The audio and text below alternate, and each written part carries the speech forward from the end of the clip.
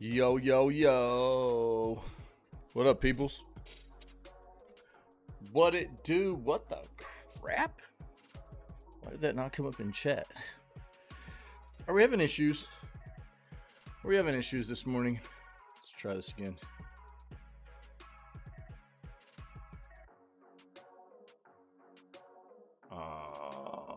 What? Well, that's not a good look. That's not a good look, man. Well, let's try this. See if that helps.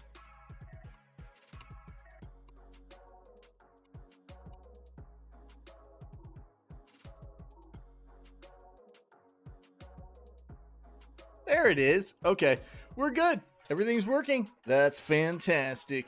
What's up? Let's try this again. Hello, good morning. How are you? Happy Saturday, man. Happy weekend. Hope everybody's doing well.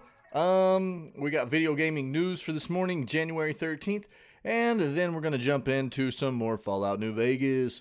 We finished the Sierra Madre DLC yesterday, which was cool. I think all we really have is main game stuff left. I think. So we'll try to push through, get it finished up, and get ready for some stuff we got coming up, which would be potentially, who knows, maybe some Prince of Persia. Haven't played an Ubisoft game in quite some time. It's getting good reviews right now. I love Metroidvanias. It's looking solid, so maybe some Prince of Persia. Maybe some Sea of Stars, you know. Didn't get to play Sea of Stars last year, so there's potential of maybe some Sea of Stars coming up.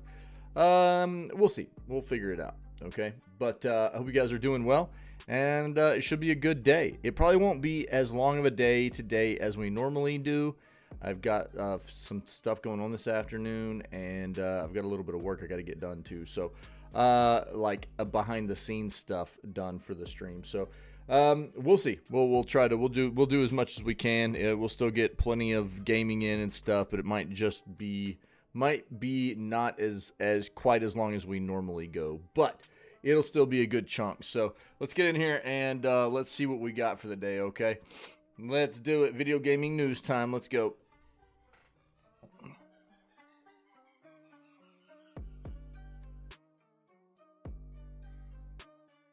Oh yeah.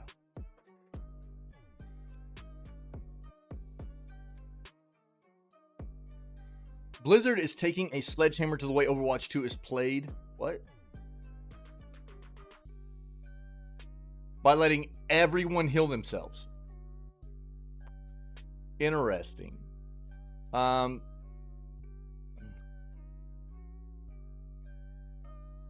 think that there will be a new Mario Kart game.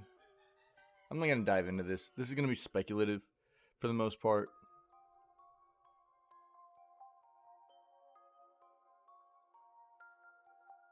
Yeah, new Suicide Squad video game faces a tough road. I've been telling everybody for a long time to be careful about this game. Be hesitant. Do not buy into pre-orders. Don't buy on release. Wait and see what the game is looking and feeling like from critics and maybe other users before you decide to buy into this game. It's a AAA price tagged game as a service that is just riddled with monetization, which does not feel good to me. And it looked like a game that could end up being quite repetitive in its gameplay, things like that. So far, it's not looking very good. I don't even know if we'll be able to read all this on Bloomberg.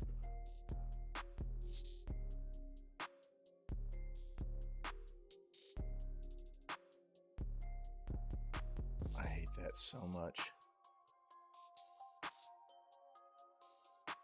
We'll still try to read it. We'll see what we can get out of it, okay? Even with this nice, big, stupid blocker here. We'll see. We've already read some other stuff about it, though.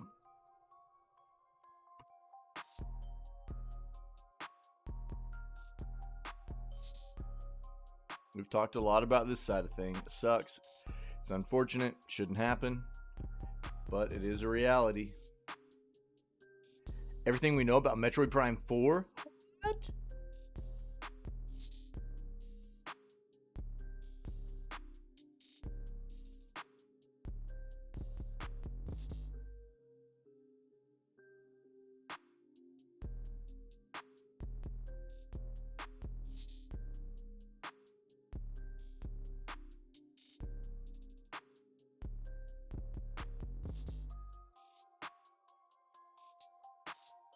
T-Pain's GTA 6 collaboration sparks unexpected changes in gaming community as they've asked him to abandon No Pixel.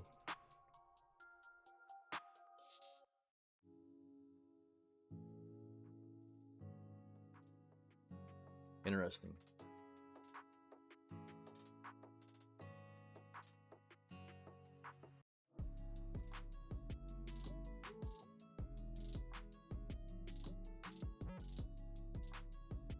Let's see if we got more out of Tweet Town here from the MSI Claw than what we already knew. Hopefully there is. We knew about half of the hardware stats, stuff like that, but we'd like to see the whole picture if we could. You know what I'm saying?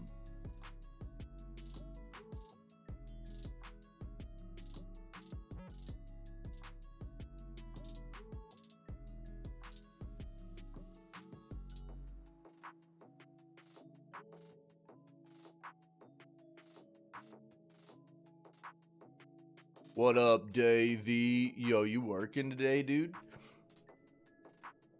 And how you been feeling, man?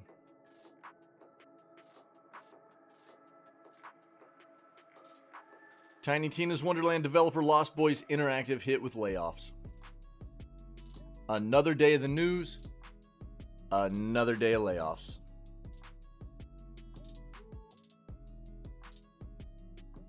Feeling good, not working today? That's what I'm talking about, buddy. Nice, dude.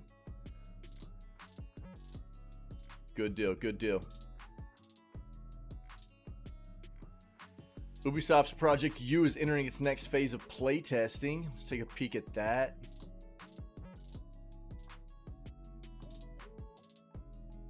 Smite 2 did get announced. Interesting. There we go. I actually, we came across this yesterday in the news, that there was a potential Smite 2 announcement coming our way, and it appears that it did actually happen yesterday. Interesting. We already talked about this yesterday.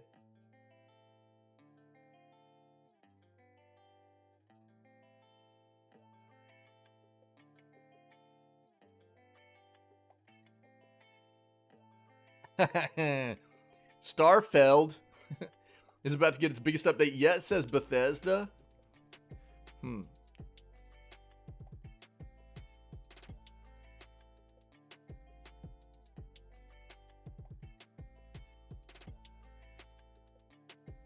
Yeah, I think people actually like Apple Arcade.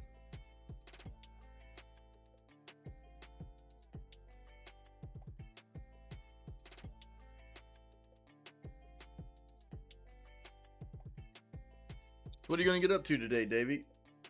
You just chilling, man? Relaxing? Playing some games?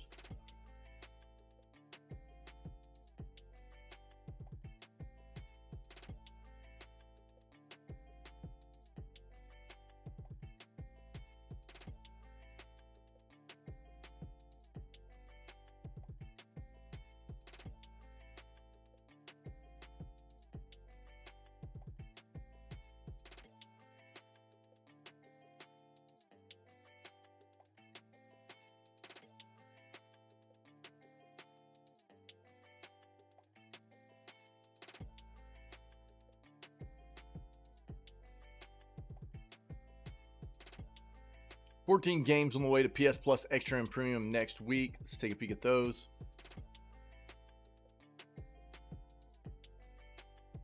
$20 hardest games for the original Nintendo console. Let's take a look at that.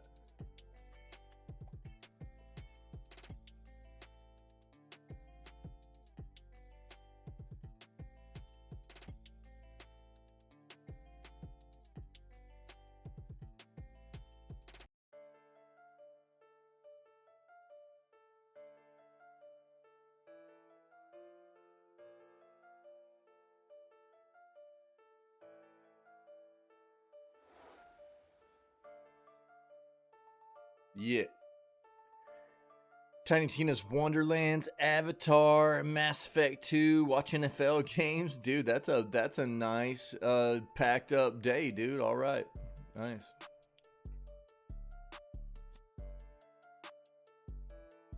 Do you have an NFL team that you're rooting for, man?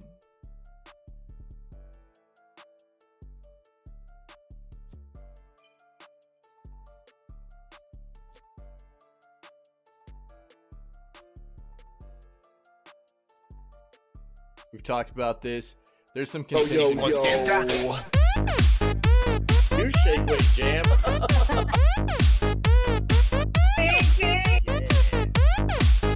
Booty, baby. Booty, baby. Are pretty funny, Jabs.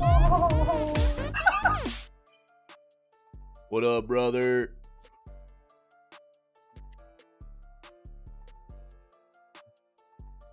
What's going on, Sank? Yo, that video you put in there was really good. I watched it this morning as I was getting ready. What's up, dude?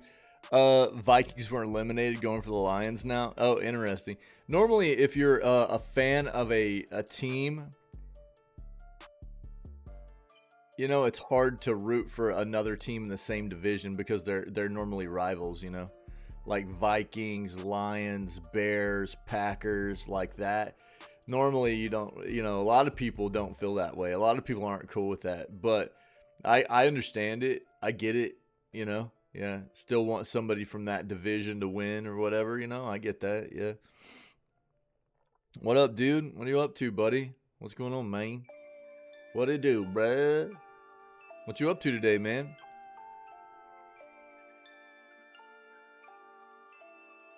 So what I was saying about the SAG-AFTRA stuff is they secured a deal for licensing digital voices with AI, you know, in regards to AI. And it seems like there are a lot of voice actors that are being outspoken about the fact that they don't feel represented in this decision. So we'll see how this works moving forward, but I don't know. It's kind of weird.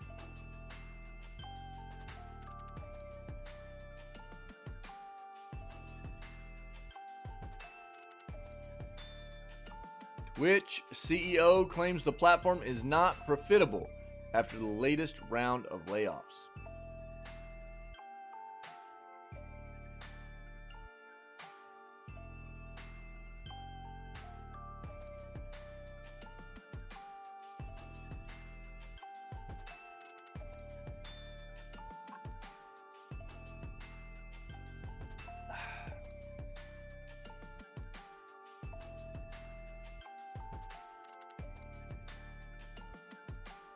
As we saw, they are laying off a third of their employees. Twitch is laying off 500 people. And what that means for us as a channel, a community on this platform, I don't really know. It's not a good look, I can tell you that. We'll just have to wait and see. But I am interested to see what they say here, because most of these, you know, companies and employers are not being transparent about what the situation is, and everybody is firing people.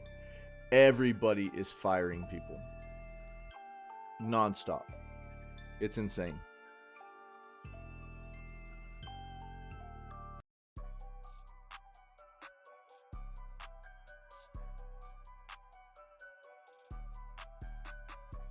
Well,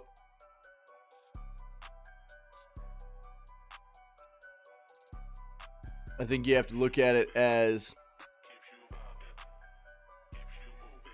it's not just money coming in from people that like subscribe to the platform or anything either, though. You know what I mean? There's a lot of different ways in which this platform can potentially make money, but there's a lot of different ways in which they've lost money as well. You have to look at the ways that they've been like dumping money into contracts.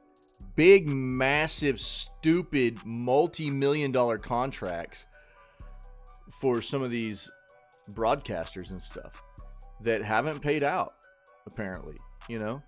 So it's not just potential subscriber bases going down or anything like that, and them not getting as many subscribers to the platform. And we don't even know if that's the case necessarily. Right, Davey? I mean, we'll have to look at this and see if that's the case, right? I don't necessarily disagree with you. I think that the world is getting more expensive. It's harder for people to justify spending money on niceties rather than necessities, if you will. And but when you're talking about a business like Twitch in the ways in which they've gone about being a business, just like a lot of these other businesses I've talked about. You know, I think that one of the biggest issues is they've made poor business decisions, right? And let's not forget about the fact that it's also Amazon that owns Twitch. They do a lot of ad space stuff, so they're bringing in revenue off of ad space and things like that. So it's not like they don't have other ways that they're bringing in money, right? But they've made bad business decisions as well. Now, who pays the price for their bad business decisions? Their employees. Not the people that probably made those business decisions, not the upper management, you know, but the mid to lower employees that had nothing to do with it, right? So I don't necessarily disagree with you, but there's more to it than that as well, I think. And we'll dive in here and see.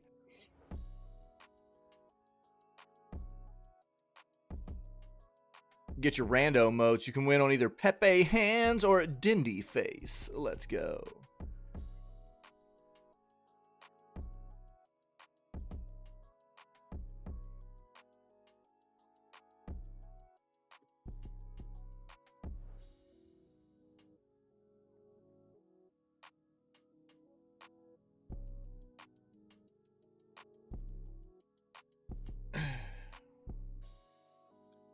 And I'll say this too. I mean, and I'm not just gonna, you know, in regards to that, better ways to spend hard-earned money and stuff. I will actually, you know, kind of attribute and assimilate my thoughts about that statement into something along the lines of the way I feel about video games as well. So, and you guys know the way that I run this community. I never prompt anybody to spend money here, ever. You know, that's never anything that I want to make anybody feel like they need to do. I do this because I enjoy this, and I'm passionate about video games, and I want to be able to try and create a community that people are able to come to and feel welcome and safe and want to be a part of. This is actually something that I do because I am passionate about it, and because I want to create a community here where people are able to be here whenever they feel like they need or want to be, right? So that's why I always tell everybody that's ever a part of what we do here that I appreciate them being here, even if you're just a lurker. Yeah. And I especially thank people that I feel like go above and beyond for doing things like supporting this channel and this community in a monetary fashion. It's incredibly generous. It really is. But I do feel like, you know, in forms and you know, when we talk about entertainment's very expensive quite often, you know, and I'm not just talking about myself, but I'm talking about, you know, anybody that's doing this kind of thing that is pushing their content out there and being an entertainer per se, you know, they're doing their best as well. And if they have, you know, presenting themselves as an entertainer that people enjoy and want to be a part of in a significant capacity, where people are able to attend for free and get a large amount of entertainment out of for free, I will attribute it to the same way that I feel about free-to-play games. Free-to-play games I promote all the time as an amazing thing, that if they're very well developed and game players that play free-to-play games, if you find yourself getting a lot of entertainment out of it, you should take a step back and think about contributing to that developer in some form or fashion. It doesn't have to be great, you know what I mean? But if you've gotten 50 to 60 hours, you know, of entertainment out of that game, and you know that you're going to be getting more, it's probably an appropriate thing to take a look at maybe giving just a little bit back. And I don't think that's a far-fetched idea or an absurd idea for people to consider, for a platform like this as well.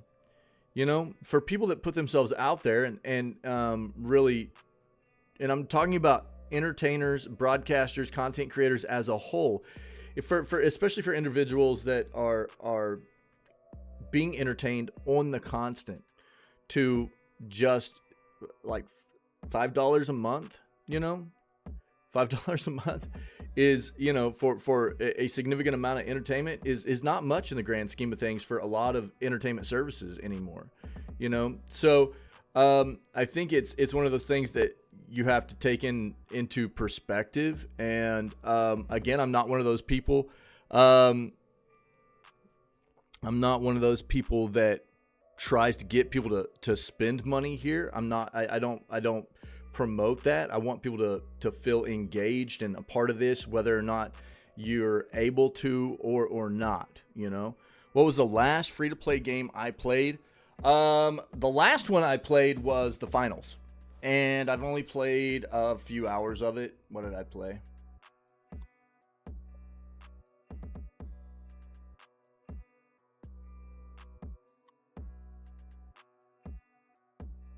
Played 13 hours, and I don't plan on playing any more of it. But I played... How much Lost Ark did I play? I mean, if you're trying to, I mean, I don't know where you're going with this. Where is Lost Ark at?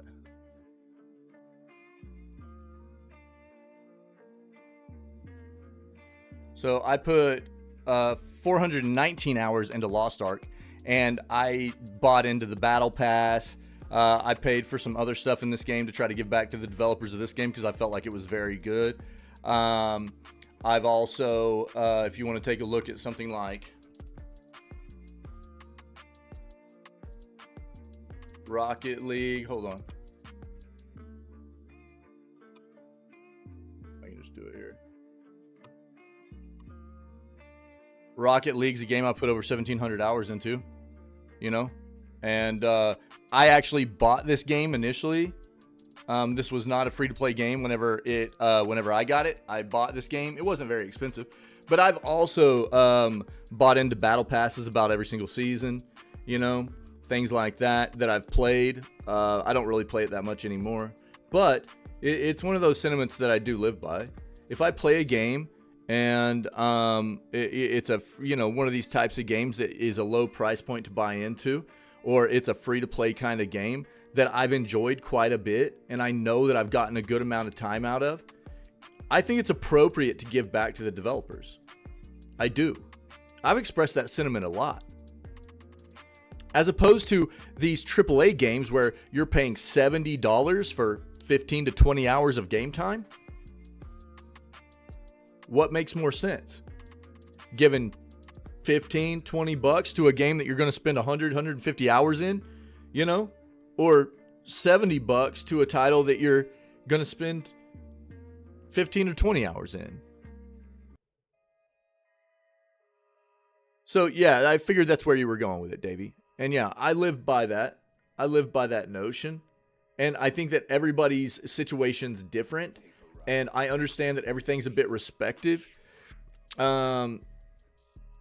Everybody's got their own respective kind of financial situation, right? Absolutely. Absolutely. Which is why I'm not that kind of person that goes, if you're hanging out here a lot in this channel, then you should be, contributing in a monetary fashion. I'm not that person, dude. I would never want to make anybody feel like they need to do that. Ever, ever, ever, ever. I just want people to be here and be a part of what we do, But I think just, I think when you have to look at it as sometimes as, if you're able to like hang out somewhere entertainment wise for free and you're getting just a mass amount of free content, then it might be appropriate to take a look at potentially supporting in as some kind of small fashion if you can, because I would be willing to bet you that there are a lot of people that probably have multiple subscription services to different kinds of entertainment, stuff like that, that don't spend near as much time on those entertainment services, those subscription services, as they do potentially in channels on a service like Twitch, that they don't even support the channels that they go to on Twitch, you know? So I think it's, and, you know, I'm just saying there's going to be some people that fit that role, that, you know what I mean? So I don't know. I think it's appropriate that people at least take a look at how they're getting that free entertainment and whether they should be maybe contributing for the amount of entertainment they're getting, and you know, the amount of engagement and community involvement and everything else that they're being provided as a form of entertainment on this platform when it comes to that kind of thing. You know, when we talk about things are more expensive, I agree all the way around. The world is more expensive. It is.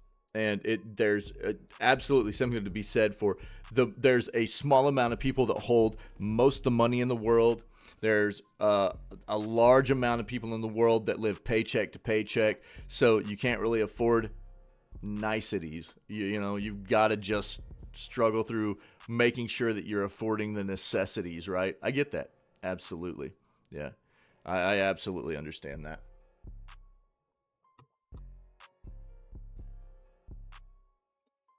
I'm more interested here in if they're actually going to talk about what's gotten them to this point, because it's not just a subscribe. Even if their subscriber base has dwindled, that can't be the only thing. You know, there's bad business decisions here. There's got to be a lot more to this.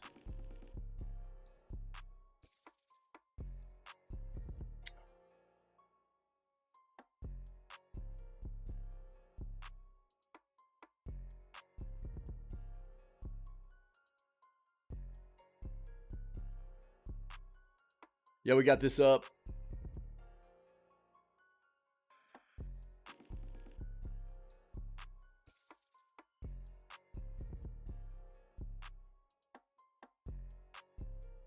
What was that? And, you know, we've got a ton of people that are super supportive of this community all the way around. So I would in no way, shape, or form was trying to like call out anybody, make anybody feel like they aren't doing their part in this community. That's not what I was trying to get at in what I was talking about. This community is amazing. I've always just wanted people to feel comfortable in being able to come here and be a part of what we do in any form or fashion. And again, anybody that contributes in any kind of monetary fashion, you know, cheers, subs, donos, you know, anything like that is absolutely above and beyond, you know. So my point I was getting at back there was in no way, shape, or form something that I was trying to like make anybody feel different than what I've ever tried to make anybody feel about the way this community is run and what I want people to feel about being here and being a part of what we do. You know, I think it's just a like a perspective kind of thing, trying to get people to look at things in a different light, really.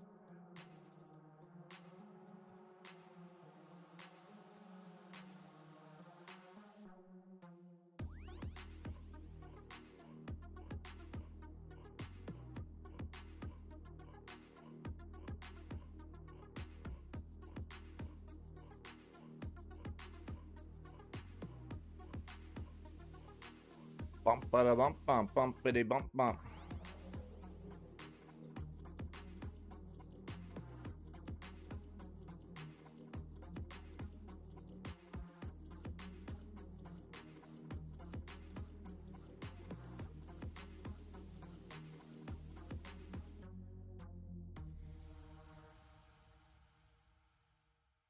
Looks like Avenged Sevenfold's coming to Fortnite.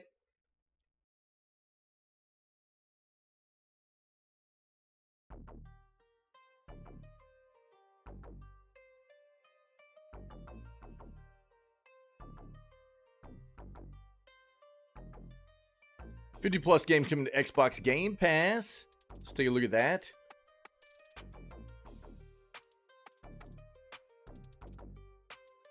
Boo-da, boo-da, boo-da.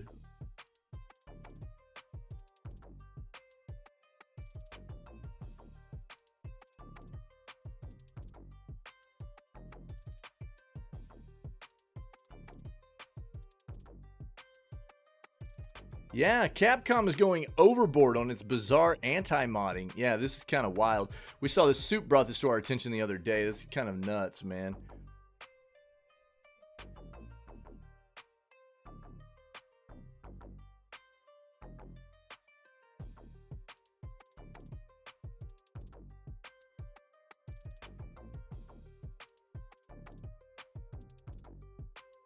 No, I didn't think you were trying to be disrespectful, man.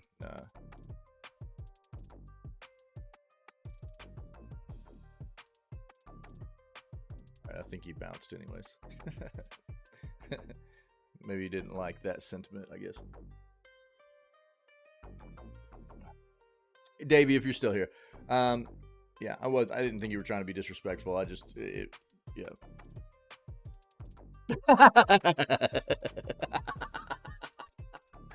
Yeah. Yeah. It did feel a bit like being called out there, though. You know what I mean?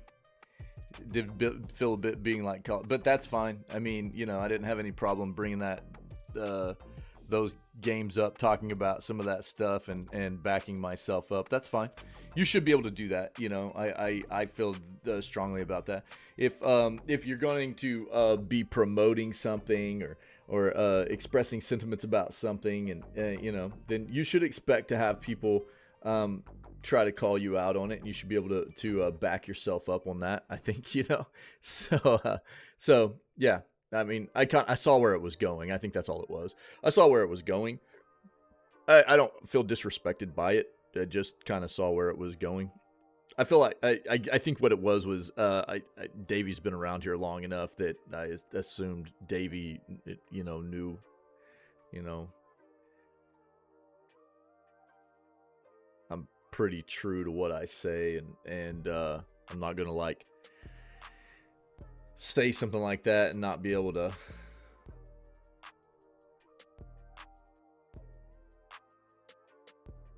follow through with showing that, like, that's also something that I practice what I preach, you know what I mean? So I don't know.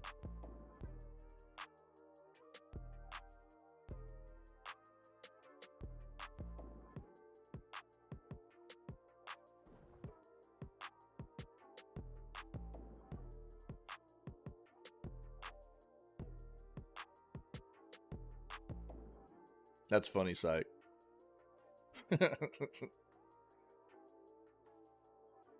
Arc Knight's infield PC test is live. Interesting.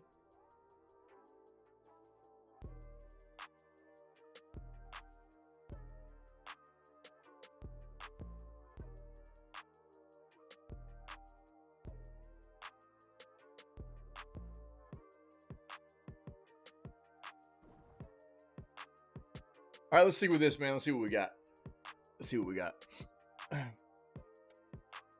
Kind of wondering if dude, I might switch games up today. I might play some BattleBit today. I had a lot of fun playing BattleBit yesterday, so I'm feeling like I might switch up and just play some BattleBit today. I don't know. We'll see. Flipping side, bro. That was funny, dude. Arc Knight's infield PC test is live.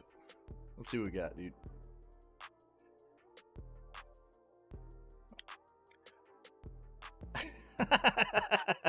Yeah, dude. Arc Knight's infield technical test trailer, dude. The journey ended isn't this here. That, like, mobile game, Arc Knight? A place of wonder and awe. Turn We off the music breached real the quick, my bad. cosmic veil and reached a new planet. Yet generations later, Bro Han this Solo. world remains Nice, I like that one, untamed. dude. I say Bro Chacho a lot. Our reunion was I like that. Bro Han foretold. Solo. Our paths destined to cross. I'm here for you now. I was having a lot of fun with BattleBit yesterday. I might play some more of it today. Stike, what have you been playing, dude? Oh, this is an entirely new Arc Knights kind of. Wasn't Arc Knights like a Bohemian Rhapsody? Oh, you're BG3ing it up, dude. I thought I saw you on there the other day. Nice, dude. How you enjoying it, man? Are you liking it?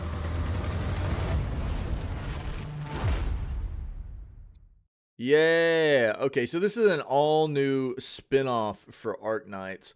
Arknights, the original Arknights, I think was more of like a mobile-only title that was kind of like, it was a gotcha game, but your gotcha characters were placed on a kind of like a tower defense tile board.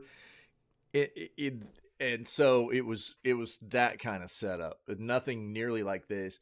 Global Arknights infield PC test is live and exploring Talos 2, latest adventure in the Arknights series and gorgeous looking strategic RPG, kicked off a global PC test this morning. At 3 a.m., UTC publisher Griffline deposited select participants onto a brand new world and asked them to break all the things. New Arknight entry takes the wildly successful tower defense mobile game, brings it into a whole new dimension, mixing 5 themes, a massive 3D environment, impressive graphics, and a mix of real-time action combat. This is what you'd expect from a top-tier gacha game. Players who got into the testing phase will have already accepted their invite and will enter into this new game into the role of the Administrator. Escaping the grasp of gravity and landing on Talos 2, players will find 5 areas to explore as the main storyline progress, including whether you're busy in the hub base, out in the valley pass, or facing all manner of danger in the Blight Zone. Vast realm need the most fearless companions.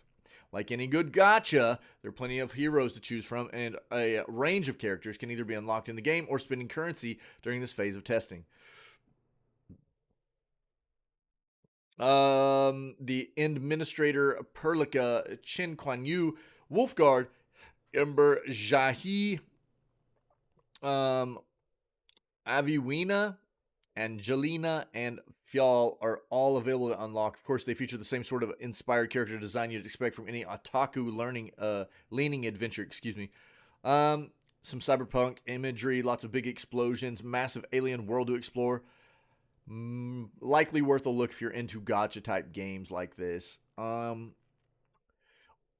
Infield is currently in development for PS5, PC, and mobile devices, expected to launch later in this year. If you need the links out of this, I'll get it to you. Here you go. Oh, really?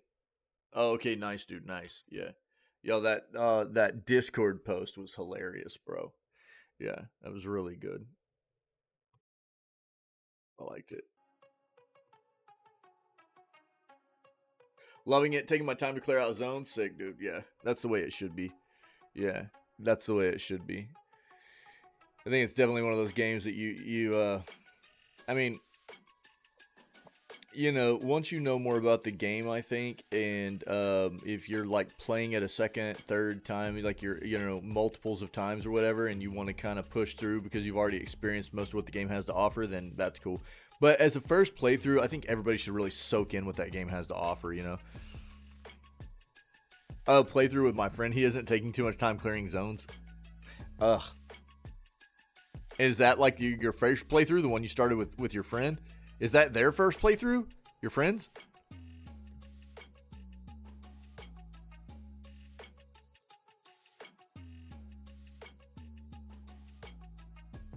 I mean, to each their own, dude. It. Oh, really? Oh, dude. That's so hard for me. You know, you have 2. Yeah. You've got your own, and you've got the one you're doing with your buddy. Yeah. It's so hard for me, dude. You know how I play games, so it's really difficult, yeah. Oh, okay, yeah. Gotcha.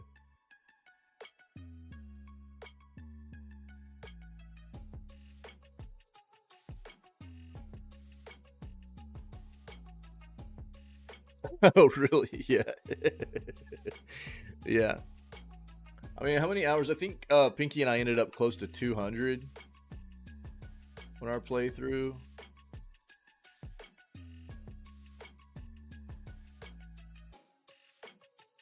Yeah, 190. Yo, what is this, bro?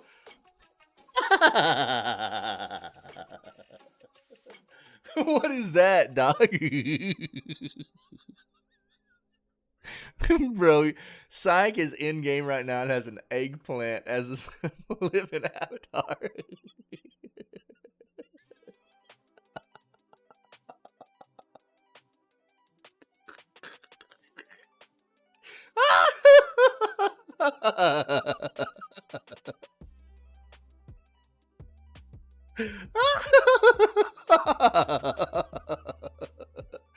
Oh, Jesus, dog.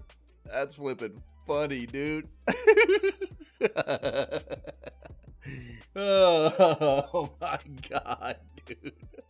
Oh, I didn't see that. You had to have just changed that, dude. You haven't had that very long, have you?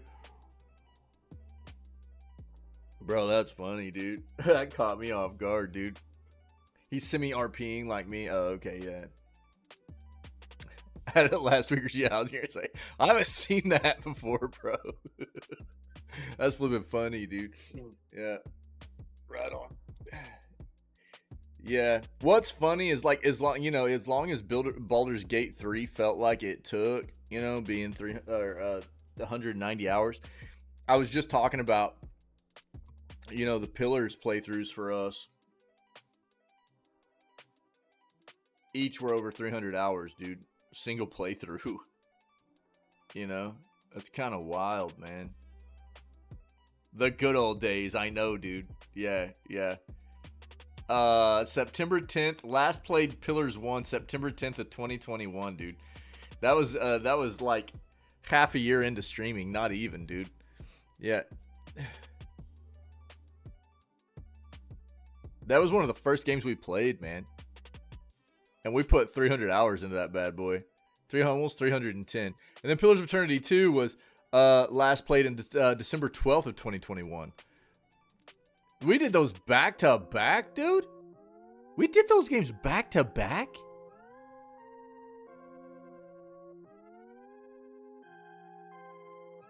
Bro, I thought I played something else, a few other games in between that. Jesus. Man, we went right in, didn't we?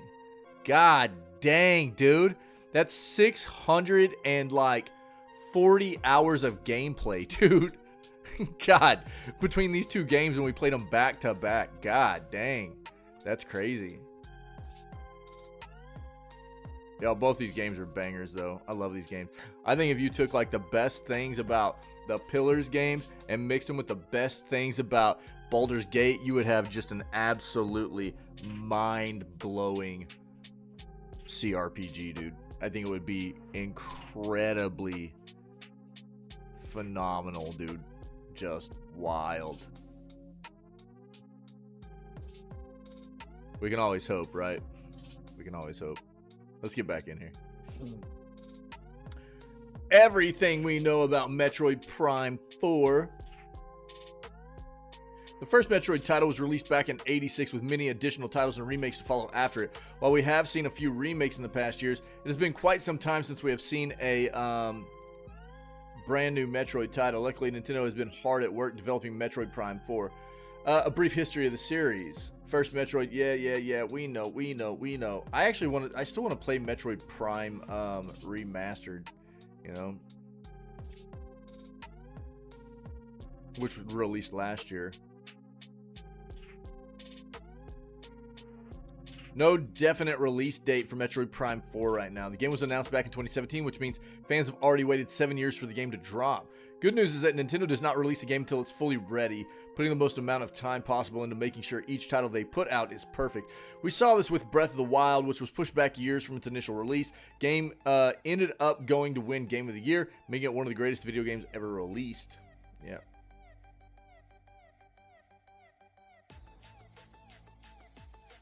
So will Metroid Prime 4 release this year? Still up in the air. Could be being made for the new hardware, maybe. It'll only be on Nintendo. We know that. There's not much known here, dude.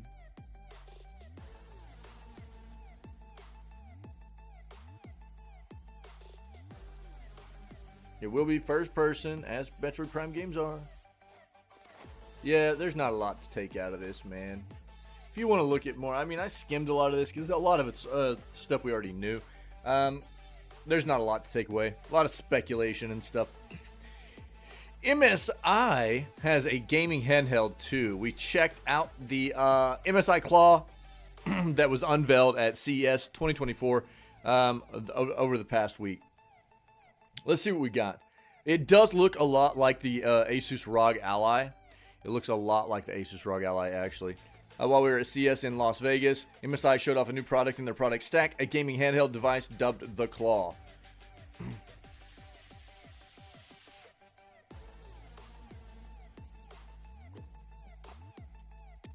Claw has an Intel Core 7 155H processor with Intel AI Boost. Processor has 6 P cores, 8 E cores, and 2 low power cores. Runs on an FHD fully high def IPS level display measuring at 7 inches. Also runs at 120 Hz with 500 nits of brightness.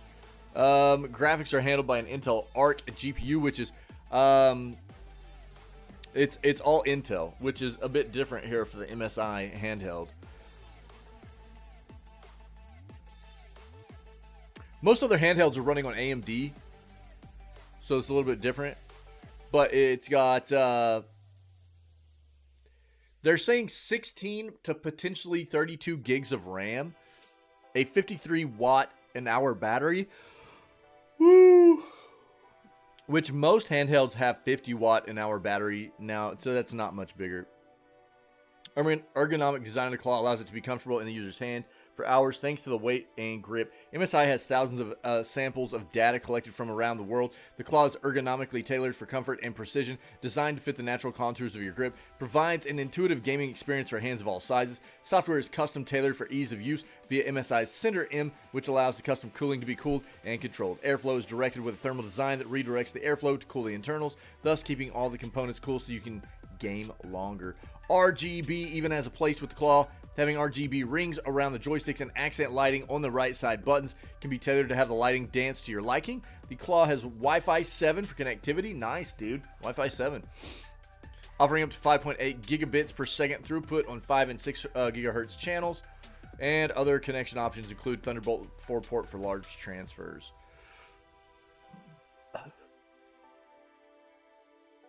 Interesting. It still doesn't give us everything hardware-wise.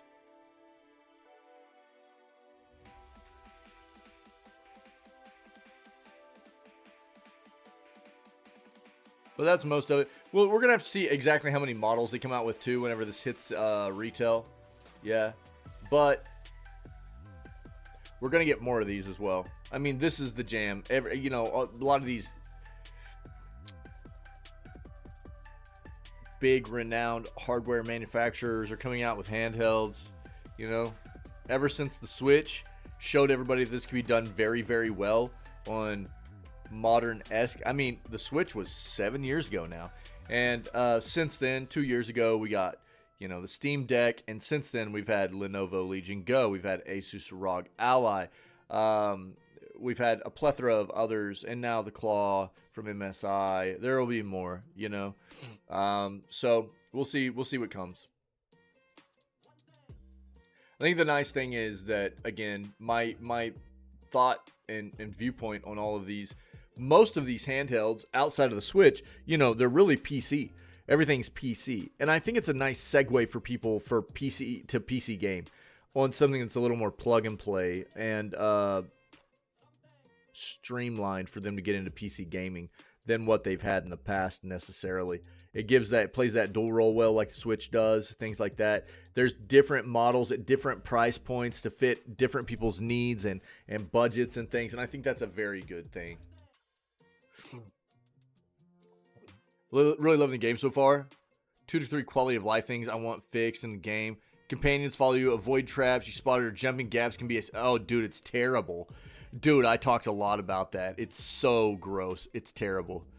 Better stash management. Yes, skill sharing. Unlike PoE 1 and 2, it's annoying when you have an interaction and you can't benefit from companions' chosen skills, especially during dialogue. Yep.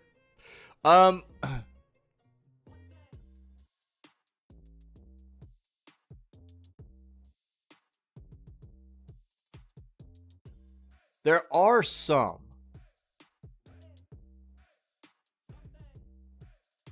But I think it's only between, like, if you're multiplayering. I don't know that you can get it from your other companions. And I'm not sure. I haven't scienced it enough. There were some occasions where, like, Pinky and I could boost each other, but I never noticed us getting anything off the other companions. You know? But I know what you're saying. Right. Okay, yeah. Okay, I know what you're saying then. Yeah.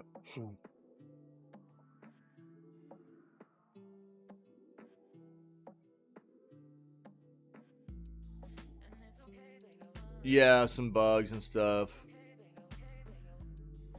I never even got to see Gale once on our playthrough because I cut his hand off immediately. Yeah, he flipping that portal, dude. That portal. He's like, somebody give me a hand, and we like slapped his hand, and then we just chopped it off.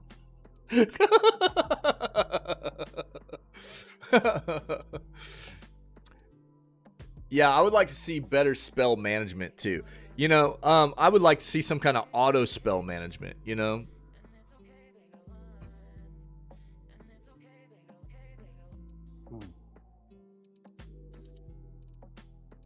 Yeah, it was funny, dude. It was really funny. I had no idea who it was either until later on. You know, there's so many different kinds of spells and abilities, whether you're talking about cantrips or just regular spells that have differences between spells that are concentrated or spells that are not concentrated, or you know, I would like to see the game do a better job at just auto sorting those for you. It's nice that they give you the ability to sort them yourself, but Jesus, dude, you end up with so many spells and abilities, right, that doing it yourself, and they're always mixing them back up and stuff whenever you get level ups and things like that. You know, or if you need to go back in and do like some kind of respecking or whatever, it would be nice to have them make it a little bit more intuitive on that fashion, where they kind of group them and, you know, give you options on the way you want them grouped or something. You know what I mean? Because you get so many spells and abilities, dude. It's crazy. There's a little, and that's just one of those quality of life things again that I think they could benefit from. We had a big issue again with occasionally targeting allies when we didn't mean to, and that's one of the things I noted early in the game. And Pinky didn't necessarily agree early, but by the end of the game, I think he was understanding a bit. There would be times where it looked like and seemed like you were clicking on an enemy, but in fact, it ended up targeting like an ally, and especially after I was summoning some of the elementals and stuff, their model was so huge. The model on the elementals got so big, like the hitbox and everything.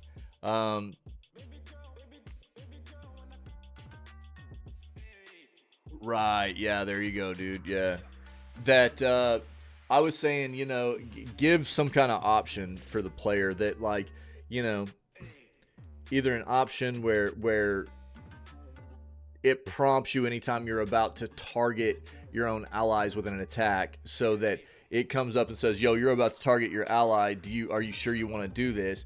Or, you know, and make it an option in the options of the game, so if people don't want that one, they can turn it off. That's fine. Options for people is what the best thing you can do, right? That, or just have to hold an additional button while you're clicking to target an ally. That makes it really seamless and intuitive and real easy. If you want to target an ally for an attack, you have to also hold Alt, or you have to also hold Control while you click to actually target an ally. You know what I mean? We had so many occasions where we were just accidentally, you know, targeting allies, and part of it was because the hitbox on some of the characters were so big compared to, you know, the way the camera was moved and stuff. It was crazy. Yeah. And dude, another thing that I hated was the levels. Like, they do a great job with level design, but it's very tall sometimes. You know what I mean? There's a lot of up and down, but it's hard to see it. It's hard to see it. You can't zoom out on it most of the time, and you can't, like, there, as far as I could tell, there was no way to, like, look up a floor, look up a floor, look down a floor, look down a floor, anything like that. Which, and to an extent, I get it, I understand it, because there's like maybe if there's a floor, like a ceiling, you wouldn't be able to see above that, right? But if it's just rafters or something, there's no reason why you shouldn't be able to go up and look another floor up. just from your perspective, right? Things like that. It got really rough to deal with at times. So I think it's just things like that need to be fleshed out a little bit better for that game. You know, the level design's very good. It's very deep and, you know, fleshed out. But the camera, god dang it, dude. It drove me crazy, man, trying to. And it's like, you know, even when you're like running up the stairs and stuff, it's like you couldn't see anything. Even if you can go past the top of the stairs, you can't see anything where you're going at the top of the stairs till you got to the very last step of the top of the stairs, and then it shows you, which I guess that's the way it would kind of normally be if you were actually that character. You wouldn't know what was up there until you got. So I understand that a little bit more, but it's also a little bit moldy to deal with, you know.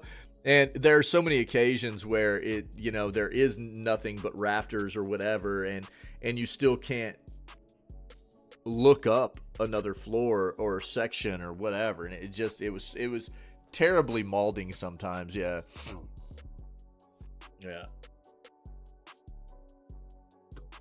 Oh, love that coffee, dude. But yeah, that's a lot of the same stuff we noted, dude. A lot of the same stuff we noted for the game. Overall, the game's amazing, like you said. I mean, there's a reason why it's you know, overall consensus rated so high by so many people.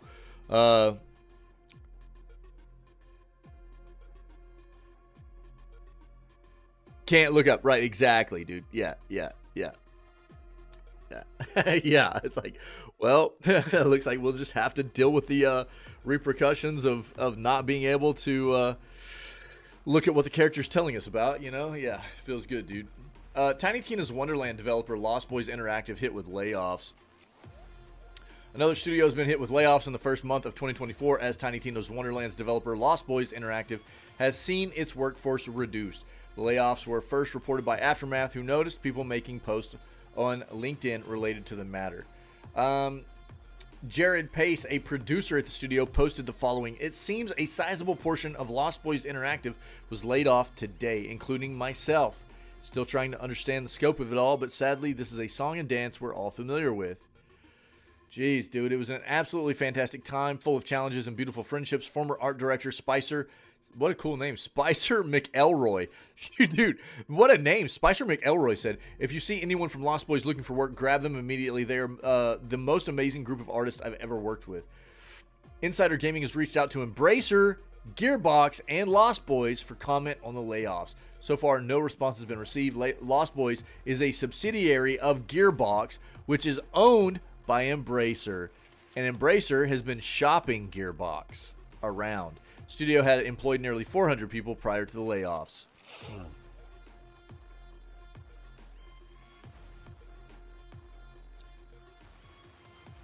Yo, Embracer's so gross, dude.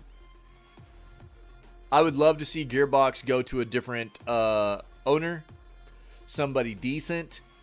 Embracer is obliterating everything underneath them. They're just shuttering everything, dude.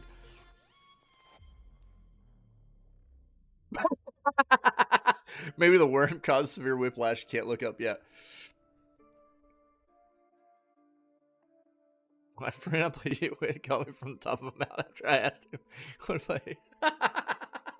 Nice, dude. Nice. Yeah, there's been talk, dude. There's been like, you know, there's speculation that we might get another Pillars now as well. You know, I think a lot of that hinges on the I think a lot of it hinges on how well Avowed does. If Avowed does too well, they'll probably not do another CRPG, and they'll just stick to what, you know, Avowed is with the world of Aora. But if it does decent with how good BG3 did, I think they might go back and do another Pillars, dude. So who knows? Who knows, man?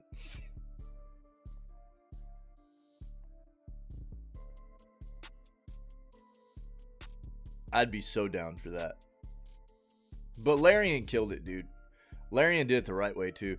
You know, I think, you know, one of the best things they did with Baldur's Gate 3. Right. Yeah, exactly. Yeah, exactly. If I had the budget, you know, so it's like, but I think a lot of it does hinge on the Avowed stuff too, you know. See, I don't know about Avowed. I'm waiting. So Thursday, dude, Thursday we've got the I'll get back into this sentiment in a moment, but let's discuss this for a second. So Thursday pops off the Xbox Direct stuff, right? Developer Direct, and we're getting more Avowed. The thing that I'm worried about with Avowed, so Obsidian does great stuff, dude, all the way around. They make great games, dude. They make great games. They really do.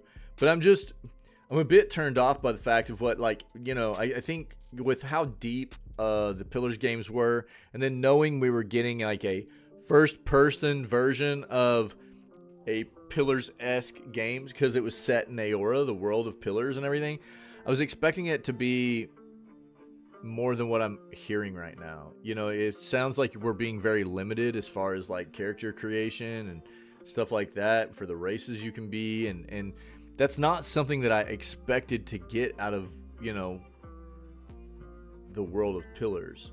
And I don't know if it's more they were like, okay, we came up with this story, but the story is limiting us, or if they were like, let's come up with a story that makes it to where we can limit the amount of development we have to do on that front, you know? Yeah, I mean, that's kind of obvious, yeah, you know, the Skyrim direction a bit, but it still feels weird that, you know, with as vast of a world and as many different races and classes as there have been traditionally, and in PoE that we're hearing it, you're going to be kind of handcuffed on that front, you know, and it's like, that feels kind of weird to me, like, and I'm sure the game will still be good, but I'm just a little bit hesitant because of that, you know. I don't know. So I'm sure we'll see a lot more this Thursday. We're going to watch that together, actually. So this coming Thursday at 2 o'clock p.m. stream time. So that's like, what you guys are, most of you guys in Europe are 7 hours ahead. It's like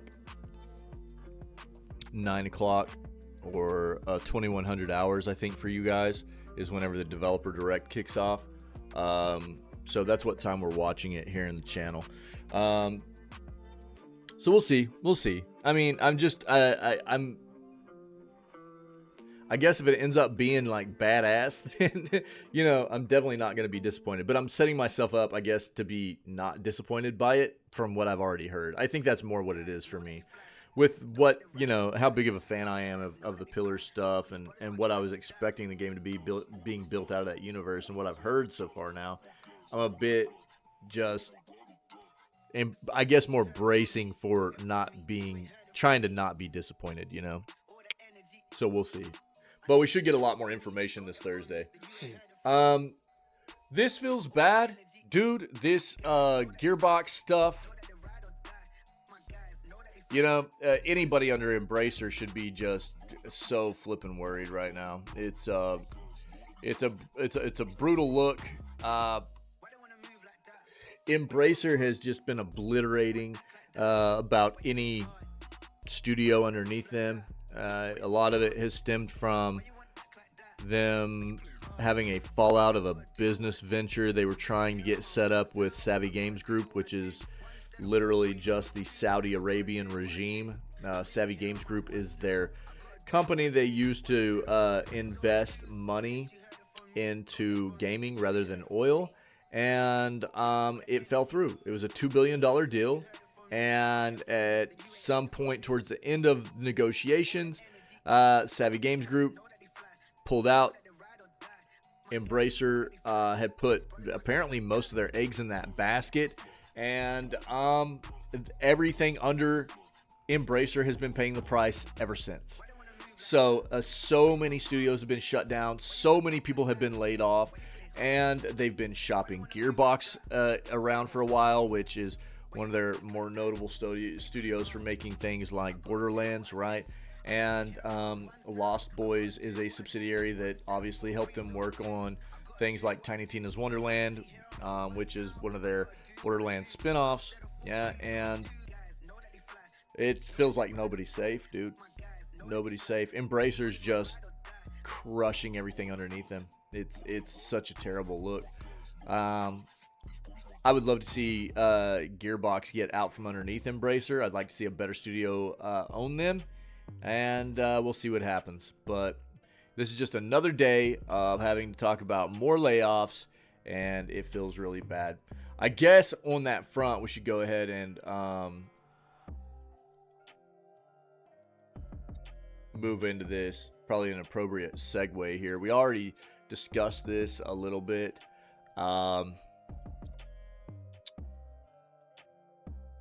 So whenever I found this, we had a little bit of a discussion initially, where it was, the sentiment was brought up that with as expensive as the world is getting, people don't really have money to pay for things like subscriptions anymore. And I agree with that.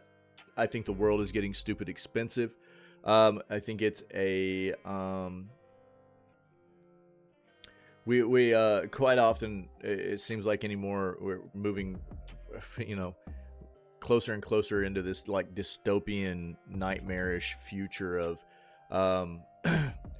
most people not being able to pay for just the necessities of life, because everything's getting more expensive. People are not getting paid more to do their jobs. There are a small number of people in the world that sit on these piles of most of the world's money, while everybody else struggles to make it paycheck to paycheck. And it's quite often, if you haven't heard it referred to, it's like the baby crushing machine. You know what I mean? It's where it's like, basically everybody is just, there's this small amount of people that sit up on top, and they just basically are the ones that make all this happen to us. And it does feel that way quite often. Everything keeps getting more expensive. Everybody else struggles day to day. Nobody gets paid more. Everything gets more expensive. It's a rough look at things, man. So I don't disagree necessarily. It's a rough look. I know a lot of people struggle day in and day out, and I understand that sentiment. I really do. On the other front, though, I think when you look at a company like Twitch, you can't look at this as a short-sighted kind of scenario here. The subscription base that they take a cut from, right? Like, for instance, if you're not aware, anybody that subscribes in this channel, a percentage of that goes to Twitch, right? I get to have this channel here for free on their platform. It costs me nothing. I get to do this day in and day out without paying them anything, besides the fact that anytime anybody subscribes, they take a cut of it, right? As well as they get to run ads. I have ads cut down to the greatest extent possible that I can control, but it's inevitable that ads run, especially if you're not a subscriber, right? So ads will run. And that's another thing. This is a good segue for what I was going to talk about. Twitch has other ways in which they make money. Ad space is one of them. They run a lot of ads. So they are able to make money off of ad space, marketing, things like that. They also, I think that they've had some bad business practices in the past that has led them to this point. We just found out the other day that they're firing roughly a third of their employee base. And it's, I mean, admittedly, it's a scary thought as to what that means for myself and many of the other, basically every content creator on this platform, right? It's a rough look. If they're just going to continue to, this is not the first time recently that they've fired people either. They continue to do this. So they're firing 30% of their employees. That's 500 people. you know, if they just keep doing this and going, well, we're not profitable, we're going to keep firing people. We're not profitable, we're going to keep firing people. There's not going to be, there's not going to be a platform left.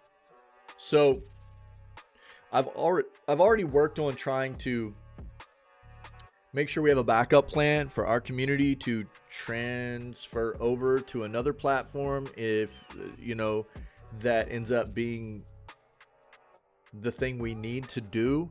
So I'm trying to be proactive in that situation, but I've enjoyed Twitch for a long time, and you know, I'm comfortable here.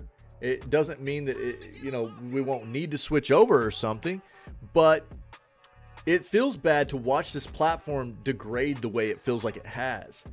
And when you hear a company talk about, well, the platform's just not profitable. Well, why is it not profitable though? You know, and like I said, when we had somebody talking earlier about just people can't afford to subscribe anymore because the world's too expensive or whatever. Okay. To an extent, I'll buy a little bit of that. Okay. But also you've got to take a look at, you know, what has Twitch done in the past that's put them in this position as a business? They have handed over multi-million-dollar contracts to so many of these broadcasters also that probably hasn't paid off for them, has it? You know, you want to talk about so many of these businesses, whether it be tech businesses or gaming businesses, and we talk about this all the time in the gaming news segments, that are constantly firing people right now, right?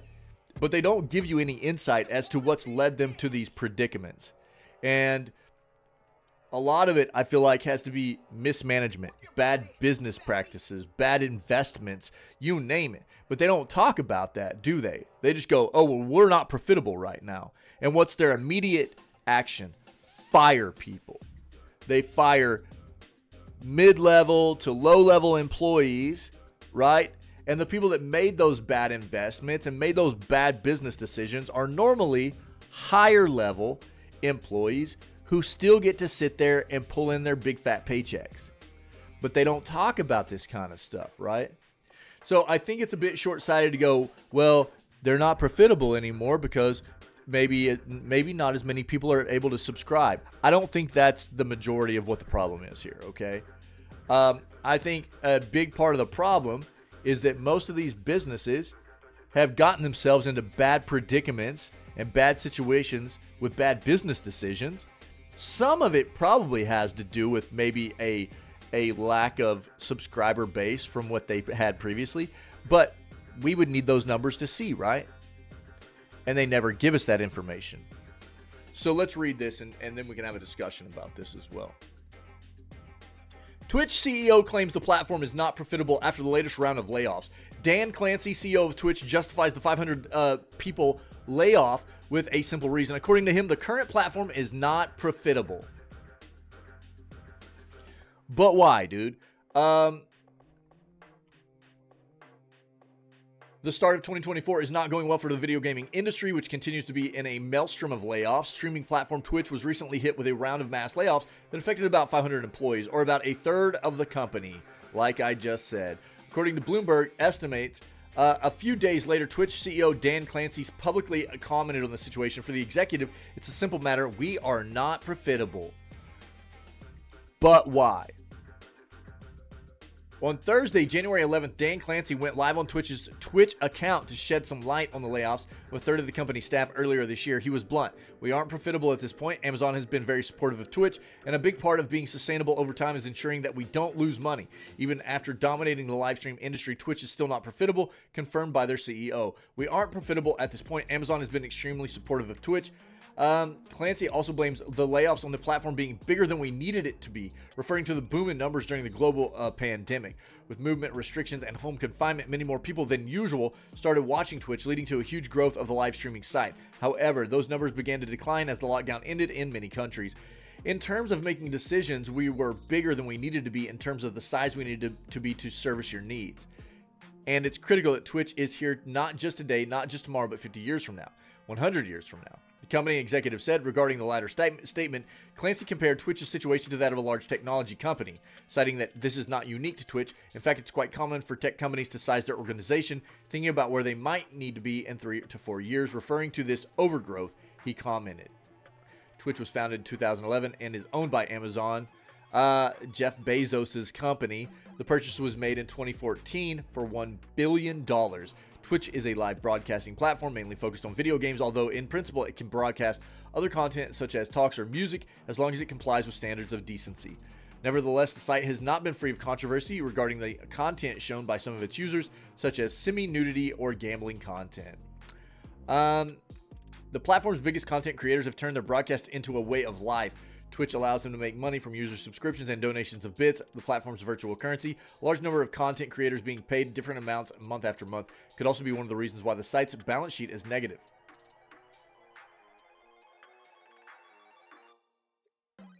Like I said, they're not talking about the potential bad business decisions maybe they made with some of these large content creators being paid multi-million-dollar contracts that might not be paying off, right? Oh, no. They don't want to talk about that, right? All they want to say is, we overhired, right?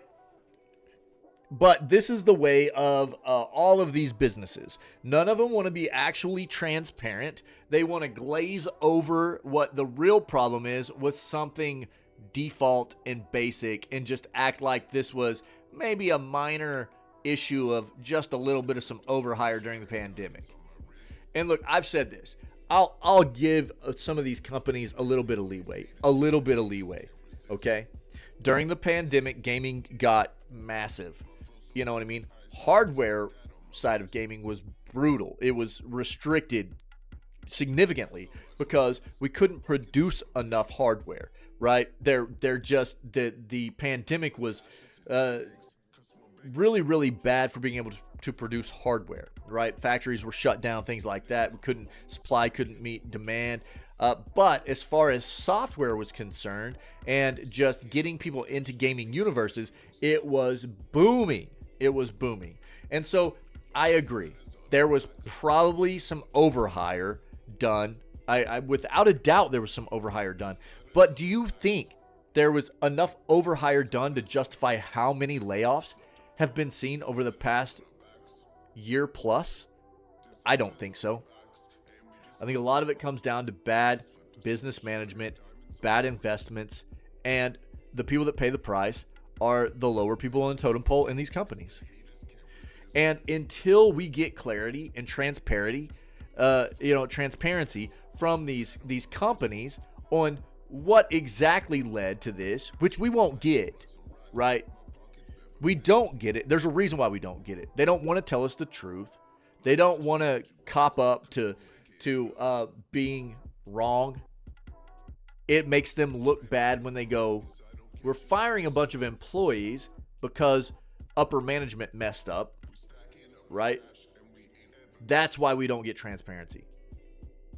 And therefore, the only thing that we should be assuming from these situations, in large part anyways, is that is in fact the situation.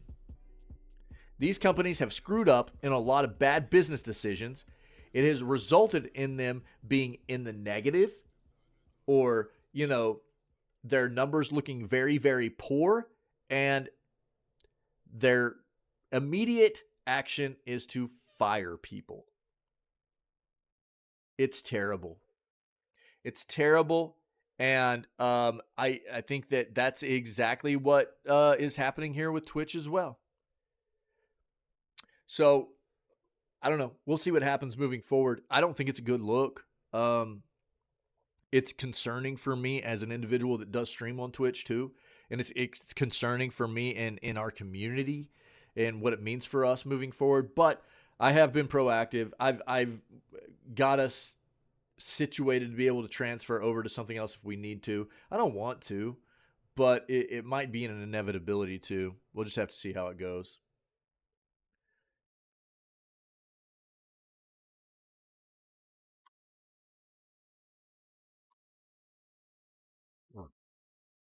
Excuse. What up, soup? What are you doing, bro? Add sugarless. Add sugar, less salt. Considering Twitch Prime. Yeah. I don't know as much about Twitch Prime. I've got Amazon Prime. Can you just do Twitch Prime? Is that a thing? Watch OA stream on Quest soon enough. Don't support Meta, but I understand it too. It's that's good VR hardware at a pretty low price point. I'm not gonna knock anybody for that. I hate that company, dude.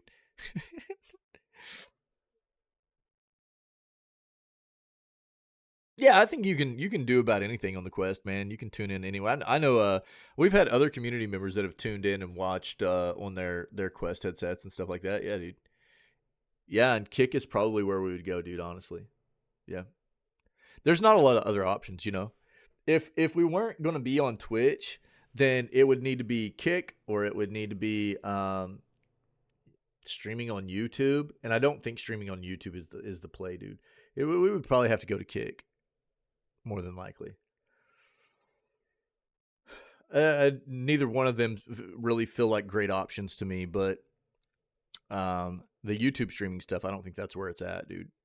Personally, but I would need to take a look at both, you know. But we'll see what happens. Ubisoft's Project U is entering its next phase of playtesting.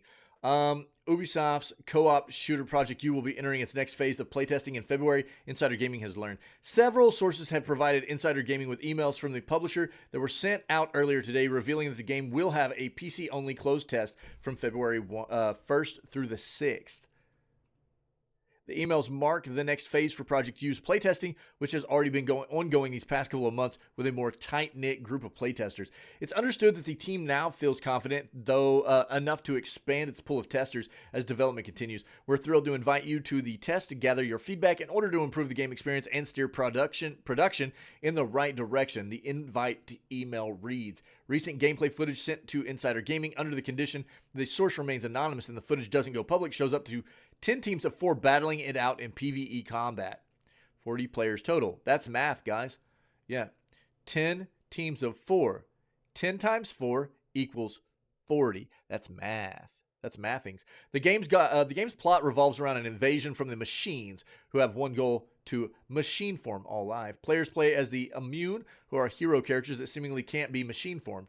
Total of 6 characters currently exist, which are Summer, Tau, Z-Rex, Lodestar, Swy, and Gallowglass.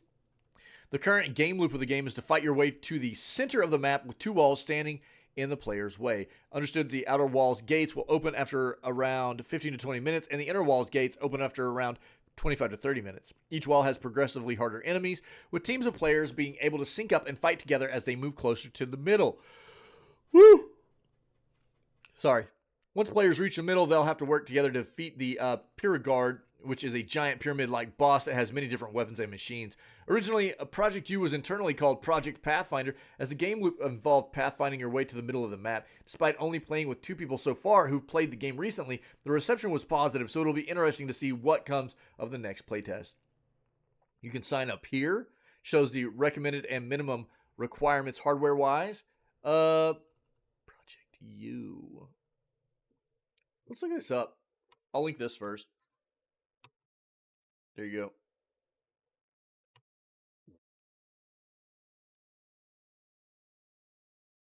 I think we've seen this, right? But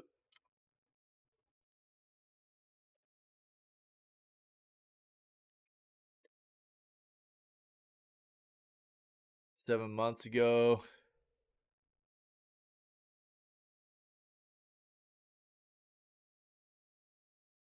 Now, if you played Hyperscape or you even saw my video... Stop this. Who is this? No.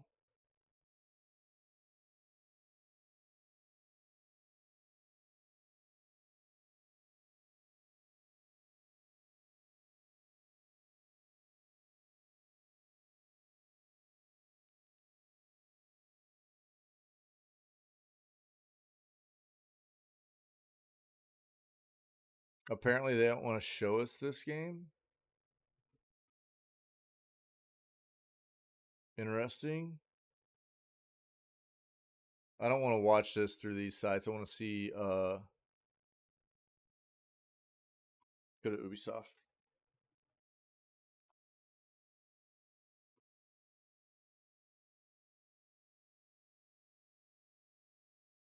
Yo, look, it's Soup's favorite game.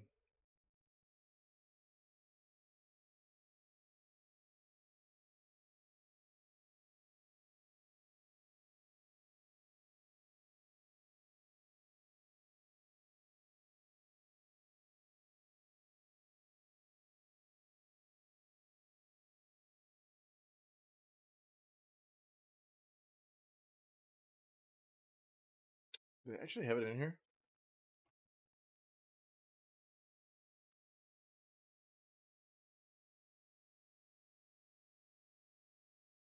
Dude, what the crap? That's weird. What happens if you go to that link?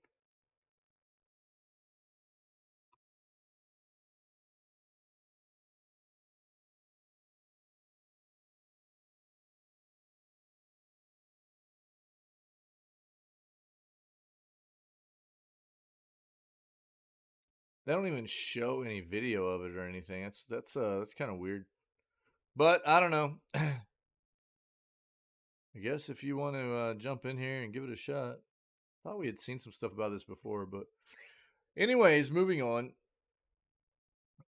Smite 2 announced for PC and consoles. Developer Titanforge Games has just announced Smite 2 on Twitter alongside an official reveal trailer on YouTube. The trailer features pre-alpha gameplay footage and flaunts Unreal Engine technology. This anticipated sequel will be released on PC via Steam and the Epic Game Store, as well as PS5 and the Xbox Series X. The devs did not release or confirm a release window, but they did announce a closed alpha test is coming in spring of 2024. This should give fans a better idea of the development timetable. Players can also register for the alpha playtest today. Let's take a look. Woke up this morning, feeling reborn, and it's like a new dawn.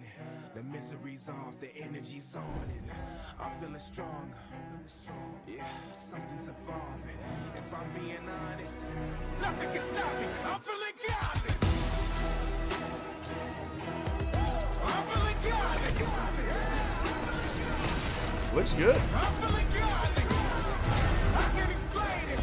Feeling like something inside me. Like nothing can stop me. I'm feeling godly. I'm feeling infinite. I feel invincible. I surpass my potential. Ain't no resisting it. Only surrender and turn my trials into temples. Out from disparity into the clarity. Elevating at a mock speed. I see no end in becoming unlimited. Good luck trying to stop me. Cause I'm feeling godly.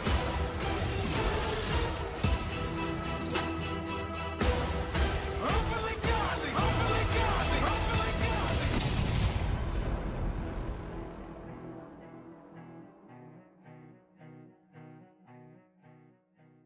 Closed alpha. All right. New PlayStation blog includes more details about the future of Smite 2. PlayStation mentions they will have more information to share about Smite 2 over the coming months. Fans can expect regular updates about Smite 2 fairly soon as the closed alpha approaches. The blog further reassures fans every kind of gem spent in Smite will be available in Smite 2. They explain that legacy gems can be used in Smite 2 to pay up to 50% of most new purchases. So the time and work players have invested in the original Smite will carry over and a bit into the sequel. This should prove helpful since Smite 2 is sure to replace its predecessor if it can at least function properly. Surprisingly, the original Smite will also introduce a Divine Legacy system, giving players Unreal 5 versions of classic Smite skins for free. This may help build buzz around the Unreal Engine foundation of Smite 2, making the sequel with newer technology is definitely a highlight. Smite launched years ago, so it has needed a visual upgrade for some time. Interesting, man. Take a look if you're interested. There you go. All right, dude. Starfield is about to get its biggest update yet, says Bethesda. Bethesda Game Studios has revealed that Starfield's most sizable update since it was released in September 2023 is set to hit Steam Beta on January 17th. That'll kick off a testing period with the update being released globally 2 weeks later once the beta testers have validated that there is nothing wrong with the update.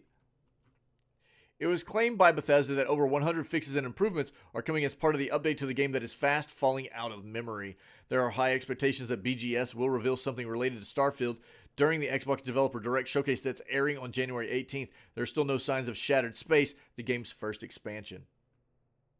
Coming down fast. In a thread posted to Twitter, Bethesda Game Studios revealed what's coming as part of the biggest Starfield update ever from January 17th, including fixes for bugs and quests, improved textures, lighting and shadows, additional widescreen support, sun disk geometry, addressing the pet asteroid bug, and planet ring shadows. Stressed that a multitude of fixes are on the way, but it certainly seems as though this update is more of a quality of life sweep than it is anything substantial or meaty. There isn't anything new really being added to the game, which has seen a sharp drop-off in player count since being released in September. Yeah. So let's just go ahead and go take a look at current reviews for Starfield, and you'll see the issues here.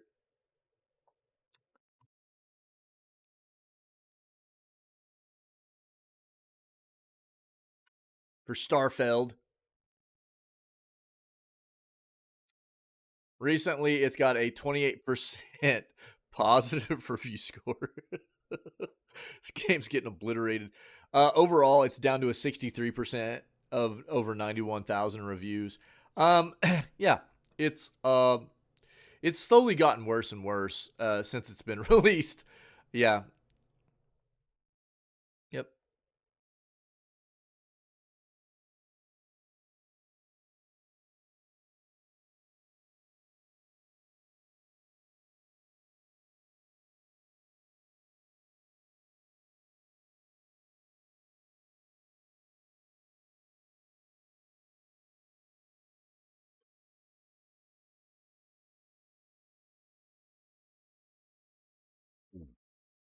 At least we now know all the reviewers are full of it as well. This is what I think they're talking about. I want to pull this. I was going to talk about this too. If you go look at Metacritic,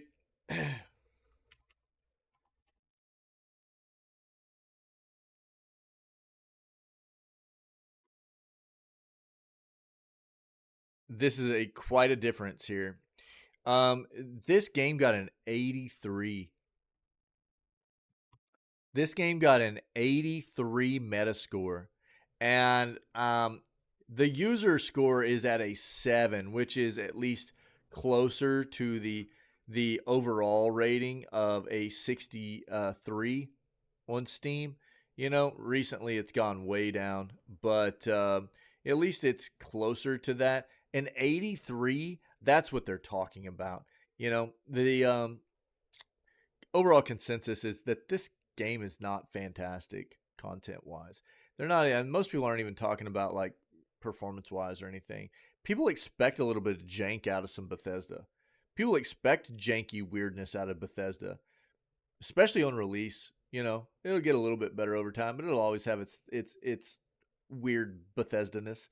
And to have an 83 for a game that really is probably closer to like this, maybe even a little bit lower, this is where people start really having an issue with trusting review sites. And we've seen this happen from time to time. Sometimes they're on par. Sometimes it feels like some of these review sites, the critics are scared to say what's truly happening with a game. And we see it from time to time. Starfield's a great example, I think.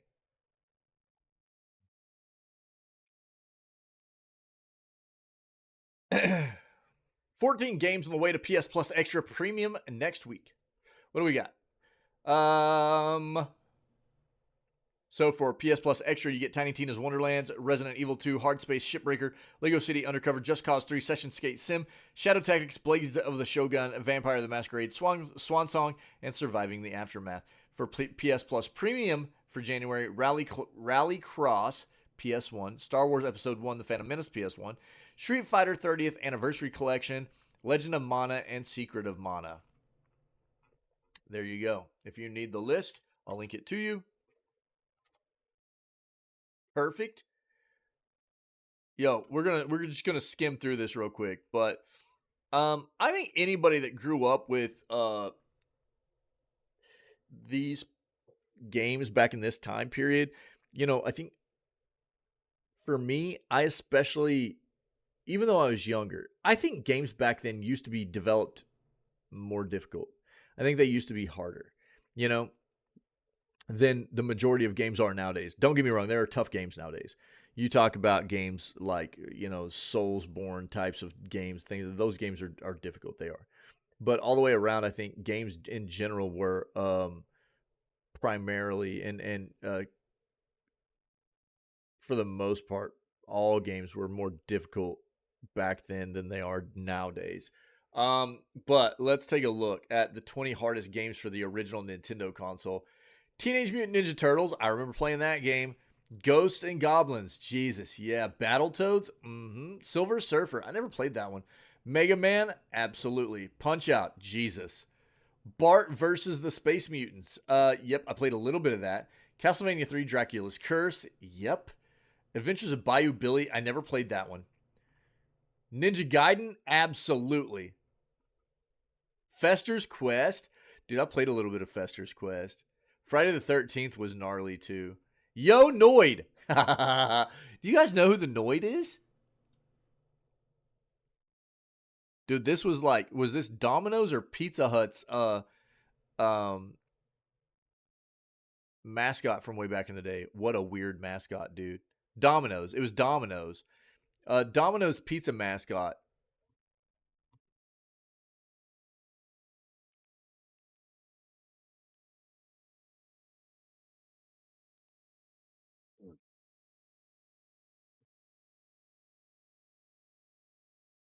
This was a weird mascot, dude.